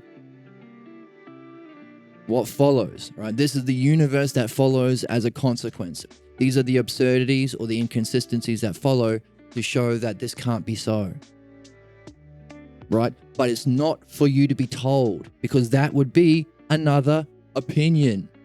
This is why we're not really interested in, it's interesting to read other people's dialectics. You can learn from it. You can gain your own insights. But that's why we read Plato and Parmenides and Socrates. But that would be another opinion if it wasn't developed for yourself through dialectic. So if truth exists, so we can go back up here. Well, if truth exists, and one of the things that happens is there's a dialectic. You can never say that the dialectic is merely an opinion. Oh, we missed one. Oh. Whoops. Sorry about that. We only got 3 of the 4 steps through it. Not that one. We missed one. Let's move that down. We go here. Okay. Right, we got sidetracked, didn't we? So if truth exists, what's self to self? Eternal, open to all. What can you say about it in relation to a specific other? Yeah, I made my proof not following all of the steps, I know. Right, so there's 4, right? There's self to self, self to others, others to others, and do it in different color. Just to remind us that I forgot one. Others back to self. So, we're developing a what-if universe. And by the way, this can inform whatever you do, your art. You want to make a Spider-Man movie? I talk about Spider-Man movies a lot. I like movies. This can be the structure of your movie, or the structure of your song, or the structure of your painting, whatever it is. What theme do you want to discuss? Spider-Man. If Spider-Man exists, okay, in your head, you know that you're using Spider-Man to represent a more important idea, truth. And when you say exists, the many people aren't going to be really aware of what exists mean philosophically. So just say if he's a superhero. So this is an analogy or a metaphor to illustrate the philosophical ideas. Our truth, or what we're supposed to be doing as humans, is understand these. It's our path. But to talk about it or to have fun with it, you can use mythology. So that's what I'm going to do now. I'm going to use mythology. Take the same principles and relationships, same terms and relationships, and make them into a story. That's art. That's mythology, at least. So if Spider-Man had superpowers, what could you say about Spider-Man? What could you say about how he relates to, pick another, how he relates to the Avengers? Or how he would relate to, the Avengers, right? Maybe he'd be a great Avenger. How they would relate to another other. How they would relate to humanity. Maybe they'd save humanity. Then finally, how humanity would relate back to Spider-Man. Okay? How does it relate to what we're talking about? If truth exists, what can we say about truth itself? It's eternal. It's open to all. It has intellect. What can you say about truth in relation to another? Let's pick understanding, because that's a good one. Well, it would be the goal of understanding. It would be the focus of understanding. It would inform understanding. Great. Now, take what we've seen and build with it. It's what we're doing. It's what we saw in the first hypothesis. We take our understanding and we use it and we develop with it. Okay? If that's what understanding is, how does that understanding, informed by truth, affect another other? What's another other? Me, you, humans. How does it affect us? Well, in each of these categories, you can say only one of two things. This is why it's a complete, full understanding. You can only say what's true about it, or what's false about it, or what's a mix. So, if truth exists, and it informs understanding, how does it affect us? Well, what we can say that's true about this relationship is it's our development. We can learn. Humans can come together in mutual understanding. Why? Well, because it's the goal of understanding. And understanding is informed by truth. And truth is eternal and open to all. Therefore, this is the conclusions that follow. This is reasoning. We would be able to come together in mutual understanding. We can develop as humans. There is learning in the universe. What's false? You could never say dialectic is merely opinion. That's something you could never say in this universe, where Spider-Man is a hero. You could never say, I wish there was a superhero who had spider powers. Because you couldn't say that because there is one.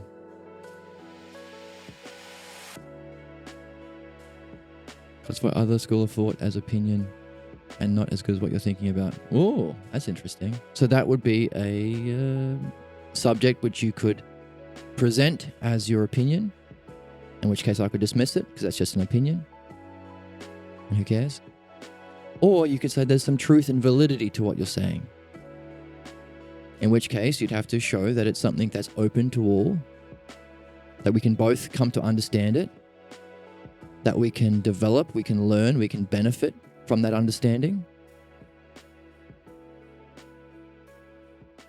You can't say that everything else is an opinion other than what you're saying. That's right, because that would just be an opinion to simply say that. No, I'm not saying that.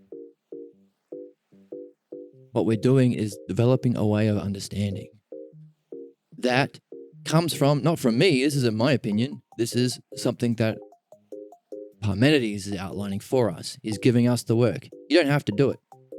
In fact, he said, I wouldn't even talk about this if I was around the many, because most people think this is stupid. They think everything is opinion, like you did, Socrates, coming in. Well, Socrates didn't think that. Of course, he wouldn't be a philosopher. But a lot of people think that.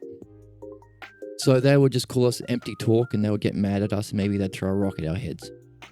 But because you are truly, actually interested in understanding and the logos, and you are divinely motivated and you're admirable in that way, and because we're selves, it would be rude to ask me to do it in front of many people. I'm going to show you what the exercise is that will lead you to developing your own understanding, which can allow you to grasp the ideas. Keep in mind, the purpose of this is not to win an argument and to feel good about yourself or to make others feel shit about themselves. We're not doing that. That's not interesting. It's stupid. We are doing it to benefit ourselves. What does that mean? Parmenides said, not me, Parmenides said, this exercise develops your own understanding in a certain kind of a way that allows you to be open to and grasp the realm of being, ousia.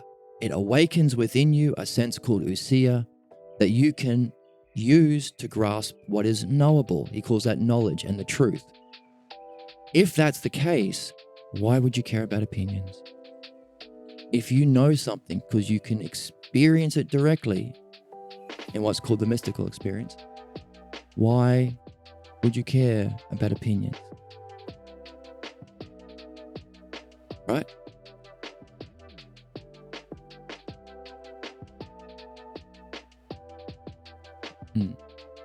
So this is why we do it. We're developing our understanding to open ourselves up to our own verification of the topic. That's why we want to make the subject of our dialectic something that is knowable. Hey, talk about truth. You could make a dialectic on if the Cowboys are going to win the cup this year, win the bowl this year. Why is it a bowl? Right? You could say, well, if the Cowboys are going to win the cup, then this is what follows. You could do that. But the Cowboys are not a knowable object in the realm of being. So it might not awaken you to directly grasp that. It might not awaken your seer. That's why it's American football. Cowboys are a sports team. The bowl is the Super Bowl. Right, I should do a dialectic on that. Don't do a dialectic on that, because the final goal of the dialectic is, if truth exists, it is open to all through the dialectic, which we can come together on as part of our learning. All of these conclusions follow from this dialectic.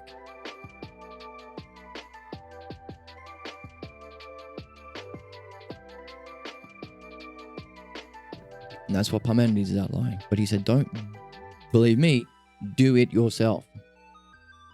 In fact, to find this structure, we had to do a lot of unpacking in our previous talks, previous read-alongs. So, let's finish it off. If truth exists, it's open to all, it has nous, it has intellect. How does it affect understanding as the other? It's the goal, it's our focus, it's what informs it. How does that understanding affect others? Well, it means we can have development. It means we can learn. It means you can never say dialectic is merely opinion. We can come together in mutual understanding. What's true and false? Well, there'd be conflict. Because we may be oblivious to the dialectic, to understanding. So we may still have conflict. But if we do discover understanding, we can resolve conflict and war and so on. Finally,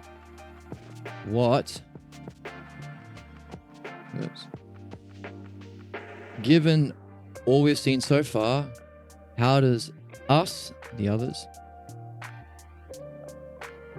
so look, self to self. That self then goes to others. That others goes here to another other. That other, we see a progression of our reasoning. This is dianoia, or the Greek word for understanding. How do we, and then at the end of it, we go all the way back to the start. It's Usia-like. So how does this other here then relate back to the start? Given what we've seen, how do we relate back to truth? What's true about it? Well, we seek truth. Or we can seek truth.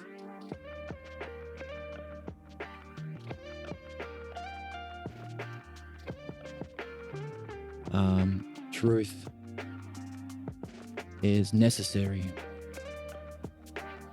for development. Truth can resolve conflict.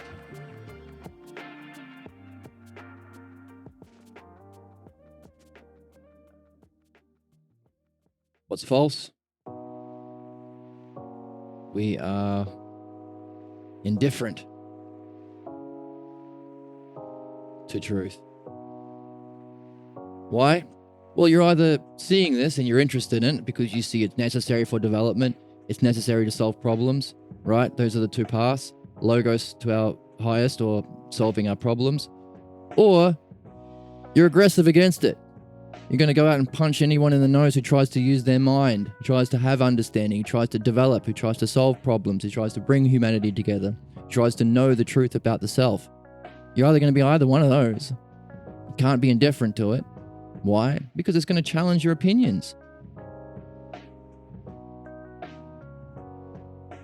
Well, I mean, like, even, right? Didn't you say that I'm against truth? I don't think there is such a thing as truth. What's true and false?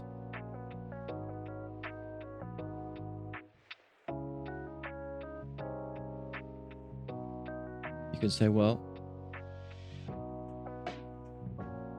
We are...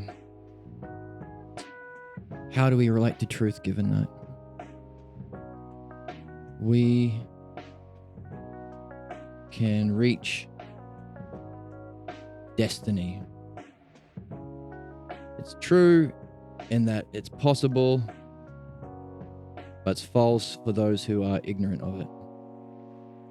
Now, what's interesting here is as we go through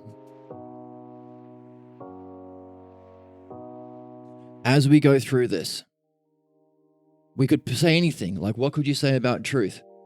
Well, if truth exists, it's beautiful. Yeah.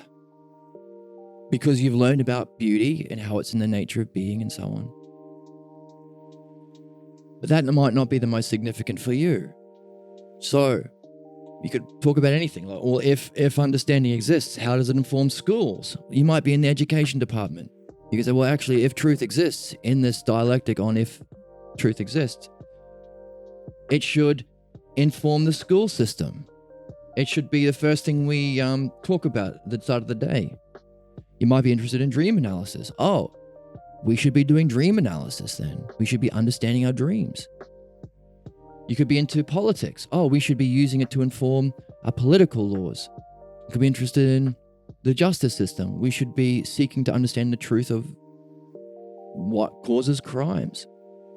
So you pick what's most significant to you. It's yours. It's for you. So you can develop your own understanding to gain an understanding of the topic, but also to apprehend it completely. It's what? It is development. It's how we learn. So, there are certain key terms we can pick out from our own development of philosophy that will inform our dialectic. And the more we learn, the more we'll see why it's significant. So, we've been studying the dialectic in the Parmenides. The whole time we've been referring everything back to our goal. So having a goal is significant. So I used goal up here. I could have talked about lots of different things. I picked goal because it was significant in what we've been doing. He says, by the way, as we go through the dialectic, we need to be aware of three things. Number one, objections and counterattacks. People and your own mind will come up and say, shut up, give it up. It's all opinion. It's not real. Stop it. Go back to work. Be a good slave or whatever. Earn money. Be Instagram famous. These are the goals you should have. Or, how dare you violate my religion? I was told that humans are dumb and can't know God. Shut up with your knowledge. These are things that will come up physically and internally. You have to be aware of those. Number one, be aware of the objections. Number two, by the way, it's a big puzzle. It's a human puzzle. It's part of being human according to Parmenides. Those will happen. Number two, use your highest understanding and vision to define the ideas. Make sure you're focused on these ideas and you differentiate them. You use your understanding to understand them separately. And number three, be aware that this whole thing is an exercise to know the self. All of these ideas are of the self. That's our ultimate. Somehow these ideas themselves are used to know the self. And what does he say? If you don't keep your mind focused and fixed on these three things as you go, you won't have understanding. You won't have understanding. You won't have dianoia. So, focus, fixed mind, that was super significant in what we've learned in philosophy just by looking at the introduction to Parmenides. So that key term is significant to me. And this is my dialectic. It's mine.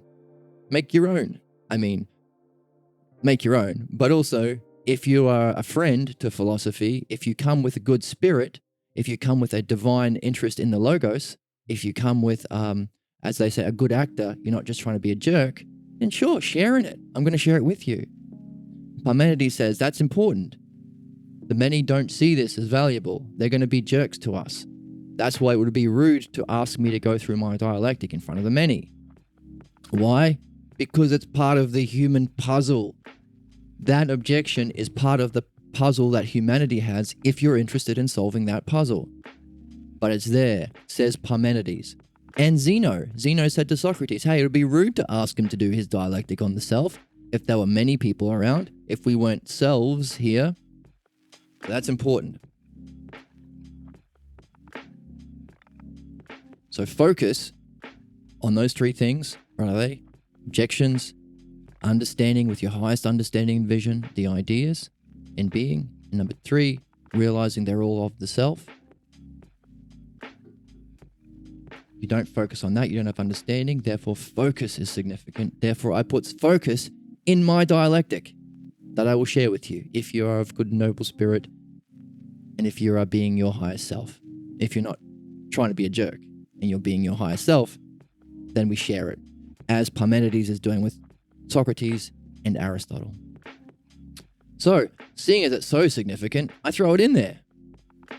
But what else have we been talking about? Well, we've been trying to understand what philosophy is and how it has a positive and negative. Notice, if truth exists, the positive. If truth does not exist, the negative. You can't do one without the other. You got to do two. And that was informing our reflection on philosophy itself. If philosophy exists, what is it? If it doesn't, what is it? And notice the distinguishing feature about philosophy compared to what it's not is being.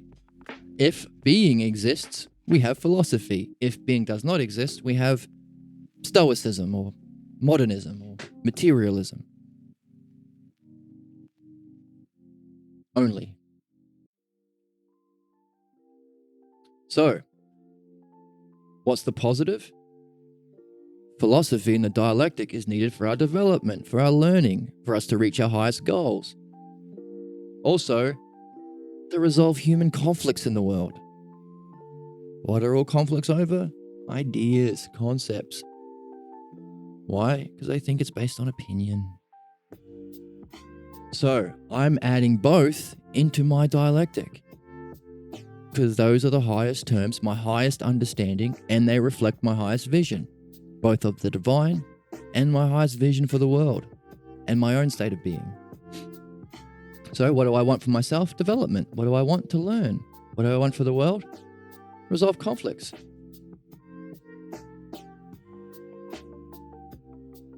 Come together in mutual understanding. Unity. So, as we go through the dialectic on Parmenides' first hypothesis, we are learning these cool words that we can use in our own dialectics. Come together in mutual understanding. How did Parmenides start the dialectic? Collect thyself together. Thyself, as in know thyself, as in the Oracle of Delphi, know thyself. So, hey, if he's starting with this, it's probably a good idea. By the way, in the first hypothesis, what did we come to understand? Same and different. We are being the same as each other. We can be the same as each other. So the idea of sameness informs my dialectic. Right? Development. Motion. We talked about motion. That informed my dialectic. So we're doing kind of three things when we're doing the Parmenides. We're understanding his message about what is the self. We're understanding his method, how we can develop an understanding of the dialectic and the logos. But also, we are gaining our own key terms and ideas, our own insights, our own sparks that we can use ourselves. Use in what way? Well, any way you want. But how about the highest way? How about you use it in your dialectics? Isn't that the highest use of the mind? According to Parmenides, it is. Isn't that what we should spend our time doing if we want to know the truth? Says Parmenides to Socrates. So use it to inform your dialectics. Can't stop there. If truth does not exist, what follows? It is a fiction. It is bullshit. What's false about it? You can never say in this realm that truth doesn't exist. Hypothetically, if you can never say that it's helpful, that it's intelligent, or it has its own self-being. Never say that. Right? Mythologically represented. if Spider-Man does not exist, if Spider-Man is not a superhero, you can never say what's false. Spider-Man will save us from Thanos. You can never say that. It wouldn't happen in this universe. What's true and false? If truth doesn't exist, that it affects us. True in a way that even as a fiction, it will affect us in our opinions. We think our opinions are true, and we will fight to the death in our war for our opinions, as we do tragically over and over as humans until we wake up to philosophy and the dialectic and the logos. I mean, it's the human puzzle. But what's false about it, it will have no real effect. Can you do a bit with levels where nihilism at the bottom and the ladder and shows your method? Again, so this is interesting, Kate. So you use the word your method. So the question was, can you show that your method is at the top? So in the realm of opinions, it's about yours. It's your philosophy, your truth, right? Not the. So this would go into here. How does truth in relation to other, or what was it? Understanding. Okay, we need to make some space.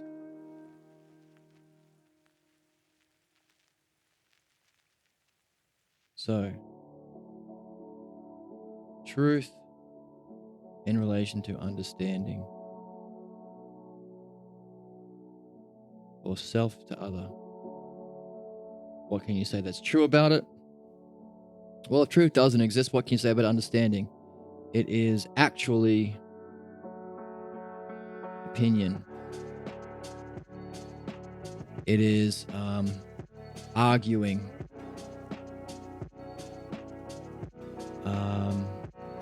It is winning, or it is oppression to win arguments. Personal. It involves personal hate or attacks. It is exclusive. It is fake, and so on. How does understanding relate to us?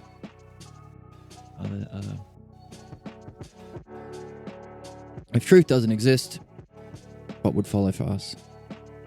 To understanding, there is no dialectic,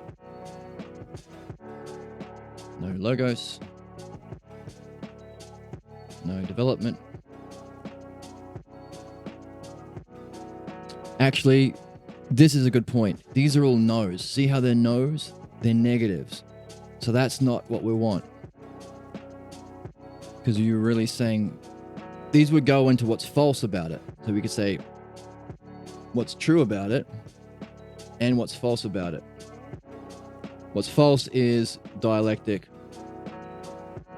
This is important. Growth. Logos. Evolution. Maybe evolution is true and false. True and false. Evolution. True because there is physical, but false because there's no development beyond. Okay, so this idea of what's true about the understanding in relation to us, we are against it, or indifferent to it, if you like.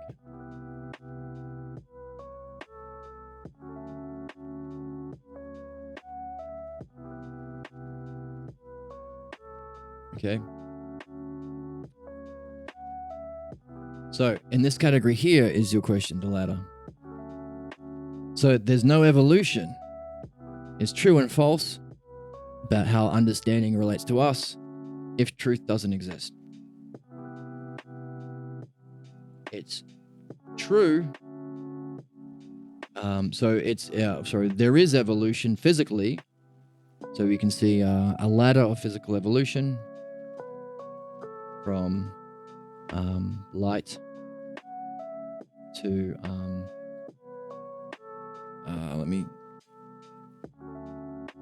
I'm just going to shoot from my hip here. You can look it up on the internet. There are levels from light into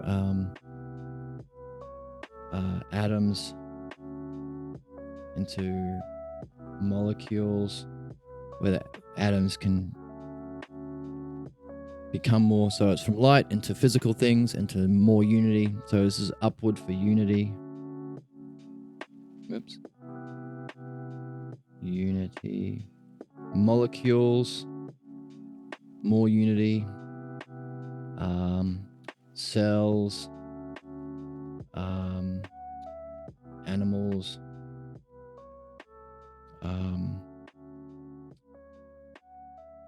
Humans. And so on. So we see this in evolution. And we say, okay, what is that ladder representing? It has more unity. It has more intelligence. It has more ability to self-reflect. It has more ability to gain knowledge. It can function with more understanding to reach its goals, right? As humans, we can put cows in a pen because we have a higher level of understanding that we can use to develop and manipulate and eat the cows. But also, cows could eat grass. Right? Grass is a life. Oh, life. So put more life. So what we're reflecting on, what is the nature of this upward movement? Okay? So that's what would be true if there's no truth. Oh, goodness. See, even physical evolution implies some sort of truth or standard to which even physical evolution is moving. So that's a gray area, but we'll leave that one for a bit. But what's not true is if truth... Okay, what have we got? In the world, in the what if, truth does not exist. It's a fiction. It's bullshit. It's what's false about it. It's helpful. It's intelligence. It's self. What's true and false, it affects us. Because even if it's a fiction, it still affects us. We fight about what we think is true or whatever. Everyone has their own opinions and religion, family, whatever. What's false about it has no real effect. So what's true and false is its effect. True and it does affect us, but it's not a real effect. It's just a human thing. How does truth relate to understanding? There's none. It's actually opinion, arguing, oppression of others' arguments to win, personal attacks, and so on. How does understanding affect us in this world where truth doesn't exist? We're against it or indifferent to it. What can you never say is true? That there's dialectic, that there's growth, that there's logos. What's both true and false? Evolution. True in that we could apply it to physical, but false in that there's no development beyond. So now we have this level. We're at the stage of humans where we have a certain level of unity, we have a certain level of self-coherence, we have a certain level of intelligence or nous awakened within us as an evolved being. We have a certain level of mind or intelligence. We have a certain level of self-reflection or ousia. We have a certain level of understanding or logos. We have a certain level of vitality or life, where we can go from this to the next level of evolution, which is to do with, within the physical model, they have these as well. So there's like the caretaker, as humans evolve, now we have to look after our planet. We have the sufficient technology and resources and understanding to blow up the planet, global warming, all that kind of thing. So our job is to be a caretaker for a planet. Help those species who do not have our level of self-reflection, intelligence, knowledge, understanding, life, and unity. Help the planet. If we don't, we go extinct. And we say boo to becoming extinct. But then we have other levels where we can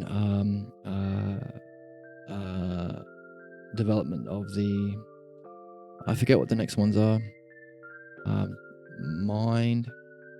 All right, I'm gonna take a break and I'll come back with the right ones. But there's after we caretake the world, we can harmony of the world, then our self-purpose and self-actualization. So these are words that point to this. Self-actualization is another way of saying enlightenment without using that word, which is loaded.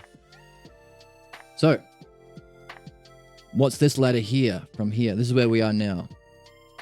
There's a certain level that can be represented. By the way, these levels are represented within Parmenides' hypothesis. The ultimate one is the first hypothesis. So that would be the top of the ladder. But to go through this ladder, we need logos. We need exercise ousia. We need to awaken our nous, or our intellect. So for this growth from becoming actual rational caretakers of the planet, harmonizing the planet, to now that we're harmonizing and living in peace, how can we fulfill our highest destiny, self-purpose, and then how can we realize the true destiny of man, our purpose for all life, all existence, self-actualization. This would be the movement into the higher hypotheses of Parmenides.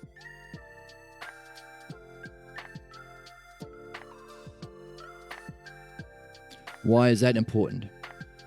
Well, because the hypotheses of Parmenides isn't a theory. Like, I think this model of evolution is it's well known and stuff, but it's still a scientific theory. What the Parmenides does is it outlines the rationality, it outlines the understanding and the logos.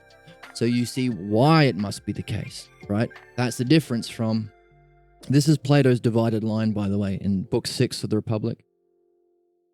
You can go from the divided line where cognitive functions. I won't go into it now, but scientific belief is still a belief. Getting into the Parmenides is the development to understanding, where you not just have the beliefs. This kind of feels right. It kind of seems right. I mean, I'm not a scientist, so I don't have an scientific understanding of it, but it conforms with my beliefs, and it conforms with all of the popular beliefs of scientists, but it's still in the realm of belief. What hypotheses of Parmenides provides us is what we need to go from the beliefs to understanding how and why it must be so. So there's the reasoning, there's the how, there's the why, and there's the necessity. That's the development into understanding, which is our own. So that growth from belief to understanding is this transition here. So we go from a physical evolution level to that which requires the use of the mind. And what does Parmenides say is the way of doing that? You can only do it through the dialectic. So we could do a dialectic. If Parmenides is an idiot, what follows? We should never do the dialectic. There's no such thing as logos. We should burn all philosophy books. Burn the libraries down again. Well, if Parmenides wasn't an idiot, what would follow? Well, he was correct about, he might be onto something about the dialectic, about the logos, about our evolution, about our growth. In which case, there is a way of transitioning from the human development of simply beliefs, even if they're scientific beliefs. Of course, if you're watching along this video, you probably recognize that there's image thinking here. probably recognize there are certain beliefs that are dumb. Not all beliefs are made equal. This whole relative argument, it's all relative to personal opinion. You've probably seen through that already. You realize, well, some opinions are actually dumb opinions. Some are actually truth. Like when I want to get my car fixed, I want to go to the mechanic because I trust his understanding than his opinions, right? So, but even that scientific understanding or like mechanical understanding is still a belief. It's not in the Platonic sense. Why? Because this understanding that allows this kind of development pertains to this realm, knowledge. Notice, Parmenides said, it's through the dialectic that we can awaken ourselves to knowledge of the ideas, to knowledge of beings. That's why we do it. So our questions, like Socrates was kind of at the top of this level here where he's like, well, I've thought about a lot of things, but I'm puzzled. How can we be both one and many? How can we be both like and unlike? I'm stuck. This level of stuck, when you realize you can only go so far with beliefs and opinions or image thinking, that's a necessary step in the philosophical development. If you think you know everything, Parmenides ain't going to talk to you. You're not going to learn anything, right? Necessary element to learning is being aware that you don't know something. If you think you know everything, that's negative ignorance. Being aware that you don't know is good ignorance, philosophical ignorance. It's where that's why Socrates went on that journey, right, to meet Parmenides. So when you realize you're at the height of where you can go, which is a certain hypothesis of Parmenides, at a certain level, maybe 9, 8, 7, whatever, you can rank them through understanding. You realize, okay, I've got to jump. That jump from belief to understanding is what we're into. That's philosophy. That's what philosophy is according to Parmenides. And that's what we're exercising ourselves to do. How can we go from beliefs? Hey, Parmenides says, this is what you need to do, Socrates. Exercise yourself in the dialectic. Otherwise, you won't know truth. Truth? What's truth? I've got a little dialectic on it, so I know a bit about truth. So when we go back and reread that start of the Parmenides, when he says, you will not grasp truth, we know a bit more about what he's talking about because we did our own little dialectic on it. Look at this. Look at all this work we did. That's cool. We're a bit more well-informed. We know more about what would happen if truth exists, how it relates to souls, understanding, development, growth, conflict. We've seen about what happens if truth doesn't exist. These things follow. We can recognize them in our lives. We can see through them now. And when we go back, ousia, reflecting on itself, to the text, and we read that part again where he says, if you don't do the dialectic, the truth will escape you. When he uses the word truth, we're going to see it better. We're going to enjoy it more. It's going to be more fun. It's like leveling up your character and going back to the early areas and saying, oh, now I've got this rocket launcher. I can really have a lot of fun now. I can blow up all these zombies. Now that I've finished the game and earned the rocket launcher and I can go back. Video games as a mythology. So, now that we go back and you said you will miss the truth, we can really appreciate what he's saying a little bit more, and we can recognize it's this growth here. This jump from belief to understanding. Why? Because he is saying, be aware of the counterattacks, but apply your understanding. Dianoia is applying your understanding or the logos to the ideas in being. That's what it is. And we can see that now because we've been going through the hypothesis. He isn't talking about the physical world. He's talking about ideas themselves. What is whole as itself? What is a part? What is motion itself? Not how fast does that car race against the other car in the race car race. Not that kind of motion, but motion itself. What is it? So we're elevating ourselves up this evolutionary ladder from the physical world to the non-physical world. But we could start by reading this as just a belief. Parmenides is telling us, with good faith, like we've got reason to listen to him. He's not a dummy. He's Parmenides. Socrates isn't a dummy. He's Socrates. And we can see him demonstrate himself. We can see how he talks to Socrates. We can see how he uses his understanding. So we have some reason to believe him at the beginning. But then he says, you got to do these exercises. You got to make it your own. Like we just did for truth. Like our friend is going to do for miracles or theism, whatever he's most interested in. Going from beliefs, and he could start by reading other people's essays, get other people's beliefs. He knows some people he values their opinions. But unless he does the dialectic himself, he's going to stay in the realm of opinion. He's only going to be benefited in a limited way. He might use it to manipulate other humans because he can say, oh, I'm a smart philosopher. I've read all these articles. Or cows. Like he can be a good, manipulate people when seeming great and seeming smart with his opinions and therefore have more money to buy more hamburgers. So this level. But this is a transition from belief into understanding, dianoia. And then even understanding is a method to reach knowledge. So we start with the beliefs, but we have to do the exercises ourselves, which is what we're doing when we're unpacking the first hypothesis of Parmenides. That's why we're doing it. And it's our movement to the next stage of human evolution, where we can become actual caretakers because we actually know how to relate. We're not going to be fighting over opinions and racing to get the resources because we're all recognized we're a bunch of idiots with opinions, right? Idiots is a philosophical word because it's in a dialectic, right?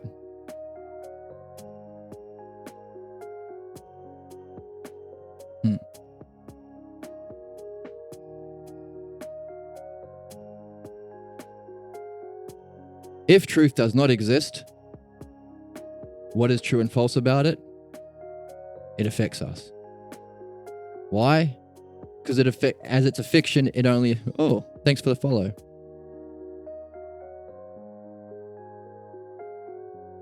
Tyderos, thanks for the follow, dude. Or, thanks for the follow.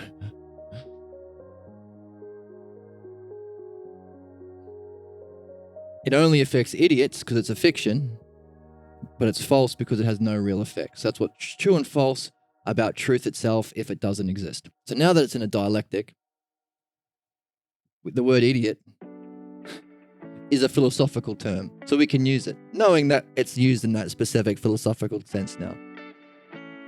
Okay? So,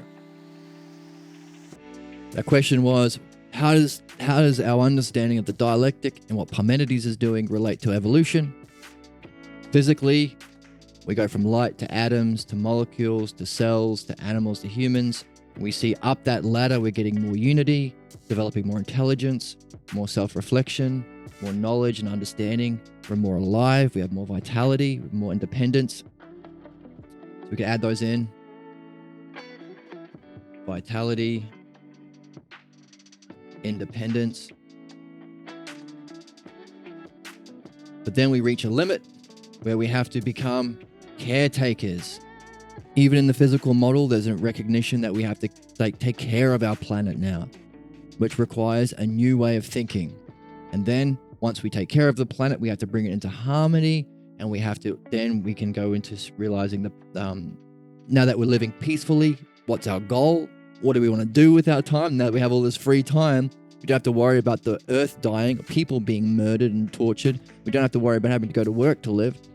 What can we do? Purpose. Reach our higher purpose, which culminates in self-actualization. Now, these words are modern physicalist words, but we recognize that there is a philosophical actual definition in the logos. And that's what we're learning in the Parmenides. If we realize we're at a transition point here, where we literally are at our point of evolution, we're transferring not into a physical evolution, but an evolution of soul or psyche or intelligence. And we're recognizing that each of these words, vitality, life, understanding, logos, self-reflection, ousia, intelligence, nous, independence, freedom, all of these words have their more true equivalent in the realm of philosophy. Why? Because this is kind of where physics finishes. Physical world, by definition. Understanding the realm of being, or the understanding the realm of mind or soul, that's metaphysics. It's beyond physics. So we have, like in physics has its own language, atoms, molecules, that's a language specific to physics. We recognize there's a language specific to being or mind. That's what we're learning. And there are certain words we don't have in English, so we have to introduce them from Greek, like nous and ousia. But we're not just taking them on belief, we are understanding them. We are literally unpacking a complete or a full, sufficient, necessary definition of terms like ousia, dianoia, logos.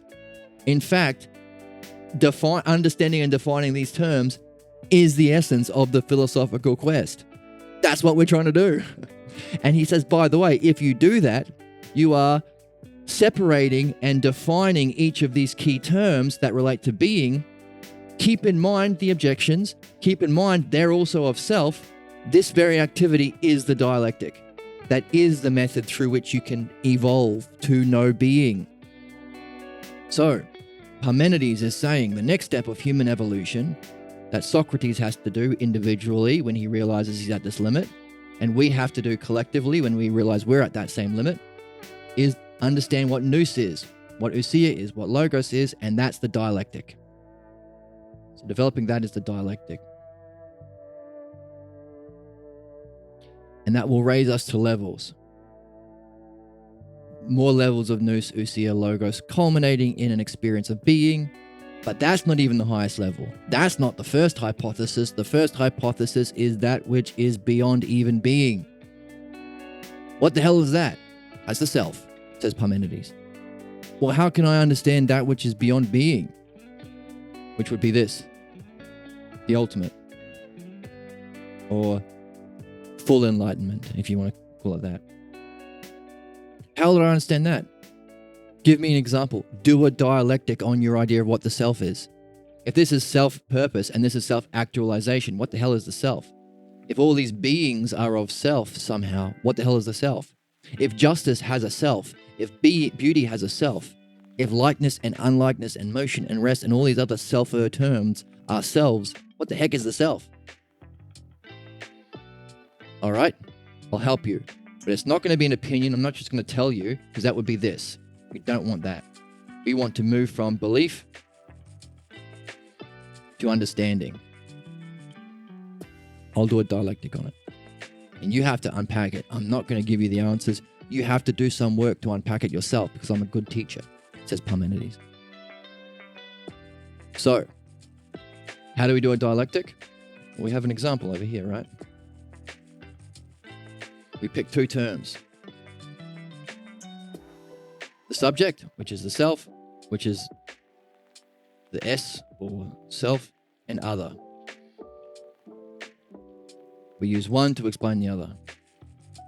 So here we did, how do we understand truth? Relate it to understanding.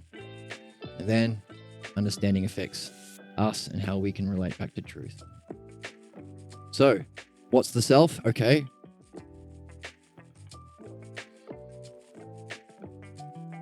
I'll give you a dialectic on the one-self. So either self of the dialectic is literally self, or maybe one is the subject and he's pertaining it to self.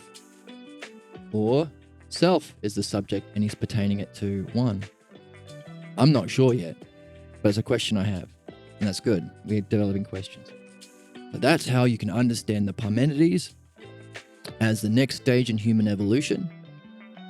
You can understand it as the necessary stage for our development from where we are. You can understand our conflicts are because we cannot transition into being a caretaker of a world, and we're not living in harmony, and we're not spending our lives according to our own individual purposes, but under oppression and capitalism and war. And we're not reaching our self-actualization. We don't even have a term for it yet. So one of our problems is we don't have terms for these things, which we get from the dialectic. One of our problems is we don't have a method, which is the dialectic. One of the problems is we have the conflict and problems that arise from a lack of unity, and unity happens from the dialectic. And when we are in this task, we can individually overcome those inner conflicts and the relationship conflicts and our conflicts living in the world. As a society, we can level up from the realm of beliefs and opinions and conflict to being a caretaker of the world, harmony, purpose, actualization. But for us, we can literally do it. We have the book, right? And so, in understanding the first hypothesis, the top level, we are exercising our mind to discover these things in the meantime, like shooting for the stars and getting the moon. We're getting all these as we go, but we're really, really puzzled about what exactly is that highest level. What is the one self? And that's what we're doing. And this is why we're doing it. Okay? To seek our evolutionary goal, the end of evolution, or our destiny. And as Parmenides says, if you get there, you deserve even more appreciation and gratitude as if you can come back and help others. Why? Well, we've just seen why. Because not just you need it, all people need it. It's the cause of conflict. And if we want to address something, we have to find its cause. That's what we're learning in this hypothesis, in this dialectic. What's the cause? So, get there yourself. Reach your own self-actualization. Go beyond the realm of being to know the one self. And then do it through the development of your dialectic and logos so that you can be like Parmenides and be a noble adventurer like Gandalf and come back to the Shire and say, hey, I'm going to help you guys along. Help us. Help the world. Because this is what we need. And this isn't just an opinion. This is something we are seeing for ourselves in understanding. It's truth. Parmenides says this is the truth. What happens if it's the truth? Well, we can use our dialectic on truth. If truth exists, it's open to all. If this is the truth, then this dialectic and learning and benefit we're getting applies to everyone. We can come together in mutual understanding. It's not merely opinion. We don't have to have conflict. We can remove the causes of conflict. We can seek truth. We can develop. We can reach destiny. There is such a thing as understanding. So these are all the consequences that we've seen if what Parmenides and Socrates are saying is true, and Plato. That there is a truth, and there is a dialectic, and there is understanding. We can apply it to our understanding of evolution. And it's not an opinion. We don't have to fight about this. It's just truth. Look at it. Do a dialectic on truth. Read the Parmenides. We don't have to fight about whether or not we can live rationally in harmony with the principles, beings themselves, and reach our ultimate destiny with a greater sense of intelligence, ousia, nous, freedom, independence, life, self-reflection, vitality. We don't have to have that as an opinion and fight about it. Because truth, according to our dialectic, is open to all. All who open themselves to it. All who've reached that stage Socrates was at when he realized he was stuck and there's only so far he can go thinking physically. Concepts only. We can also benefit by recognizing this is literally what we went through with humanity. This is something we had an understanding of more than 2,000 years ago, but the counterattacks took over. That we had to keep in mind those counterattacks. The Greek tradition that has the truth is opposed by the Latin tradition, the Romans. The nasty Romans in every Monty Python skit. Significantly, they didn't have a word for the. They didn't have a metaphysics. They took us down. We had the possibility in our golden age in ancient Greece of going up or succumbing to the counterattacks. And that's where we went to historically. We went down.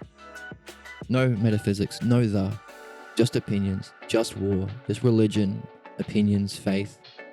By the way, you can't even have an understanding of your own book. If you have a book, we'll kill you. If it's translated into your own language, we will kill you. This was the Roman Christian modern tradition. But all Abrahamic religions have a similar history. So this conflict, the counterattack against this progression into your own understanding through your own dialectic, developing your own logos to discover the self-logos or realize it's all one. Your logos is really the self-logos. This is where we were at with Parmenides and Socrates. That's where we need to go back to. That's where we left off. We left our work. We put it aside then, historically. It's time to pick it up. Why? Because if we don't become caretakers, we're going to blow up the planet. We won't reach our self-actualization. We will miss our purpose and destiny as humans. But also, our lives will suck. We will be sad. Because as we can see these levels of development, evolutionarily speaking, they're also within our psyche. As above, so below. There are times we will feel rubbish. We will feel like there's nothing more important than our physical. We will feel like everything is relative to opinions and no one understands me. Nothing means anything. My life is meaningless. Sad. No one understands me. I can't even talk to people. There's not even a common unifying communication. There's no logos of any kind. Then other parts of the day where you feel better. You know what? I can do it. You know what? I can be understood. You know what? That guy gets me. Even more. Oh, by the way, there is a logos that I can unite to. There is a being that I can join with. Even higher. That's me.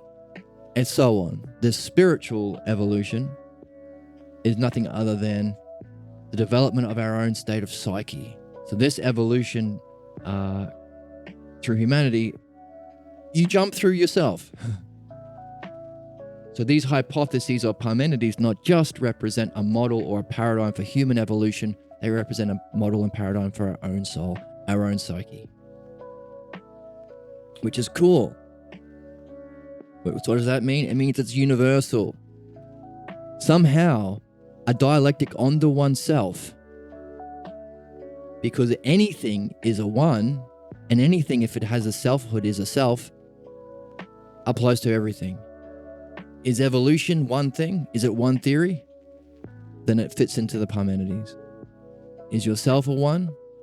What kind of a one? You're in the Parmenides. Is humanity a one? What kind of a one? Where is its level of evolution? Where is its level of development? You're in the Parmenides. Do you have one state of mind during the day? What kind of one? You're in the Parmenides. It's the archetype for everything. It's the paradigm. That's why we're putting in the effort. Speaking of putting in effort, we have one more argument to go. The last one on time. And then we have our curious conclusion we have to get to. And we're hoping that this weird conclusion will somehow bring together, pull together everything we've been developing in our 8 arguments so far. We've seen lots of things about the one that is the one-self, or the highest level of the peak, the hypothesis, or the peak, the fullest flowering. That's the one-self. We've seen a lot about the one-self so far. We've learned a lot about the method. So we're learning more about the dialectic, enough that we can use it for our conflicts. Hey, someone comes along and says, I don't think there's such a thing as in truth, it's just opinion. We can use it to resolve our conflicts. If that's the case, this follows. By the way, if the truth does not exist, this follows. Maybe even that person can recognize his own personal language. You know what? If truth does not exist, what can we say about it? It's a fiction and only affects idiots. I've said that to someone. That's how I think about the world. So someone in this problem can recognize their own language and see that they are understandable. They're not on their own. And something can happen for someone who can recognize that their own position can be understood and is part of a greater system.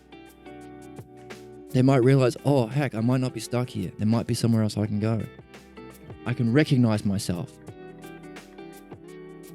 In this kind of logos, I can recognize my own. I call people idiots. I say truth is bullshit. I use those words. I can see myself in there. Oh, you see yourself. Right. So it's a view of yourself. Right. That has its own language. Right. And reasoning. Yeah. And a way of seeing the world. Yeah. And a way of talking to people. Yeah. So you can identify your state of being within this dialectic, within this particular hypothesis. Right. Wow. Wow. That might do something for someone. Hey, I'm not just blindly playing out the implications of this way of thinking. I can understand why I think that way. I can see myself there. But then I can ask, well, hang on a second. Who taught me this? What was the cause? Who convinced me truth does not exist? Was it a teaching? Or was I copying someone who seemed to be telling the truth because they don't think truth exists? They can just appear like they're telling me a truth. Because even this is a kind of truth. So to say truth doesn't exist is a true statement, so it's self-contradictory. So who convinced me? Maybe it was just an appearance of truth. Well, hang on a second. This other, if truth does exist, sounds a lot better than what I think. And Parmenides thinks this way? Wow, Socrates did? This can affect. It's a way of resolving conflict mutually in a beneficial way. We each benefit by participating in the dialectic. So, resolving conflicts. Someone came into the chat today wanting to know how to approach an essay. We used that as best we could so far. The more we get at it, the better we're going to get at it. To structure his thought. Someone came in and said, well, have you thought about using other people's opinions? It's a possibility too. But if he's interested in developing his own understanding, he wants to structure everything he learns from others in a way where it makes it his own. If miracles exist, what follows? Or if God exists, how can you understand him in relation to miracles? Or if the natural laws exist, what does that say about miracles? It's his, up to him. What does he want to show with his dialectic? But he has a method. And we're seeing why we care about this method, why it's necessary for our next stage of human evolution, why it's necessary for our own personal growth, and why we can use it every day because we're going to jump between these states of mind, these ways of thinking. And we don't want to be divided. We want to be more unified. We want more unity that will allow us to be more free and independent. It will give us more energy to reach our goals. It will allow us to reflect on ourselves if we're not beating ourselves up because we think we're stupid or meaningless. That's why we're reading Parmenides. It's a paradigm for all of these things. As a whole, and as an individual, and as a self. That's why we're doing the work. I hope you find that interesting. I hope you find something about that resonates with you. And I hope you find a significance in doing this work too. And I hope you join me. I hope you take this quest, this call to adventure along with me. And I hope to see you next time. And we're going to finish next time the last argument of the first hypothesis and get to that juicy, crunchy problem at the end. That weird conclusion. Hopefully.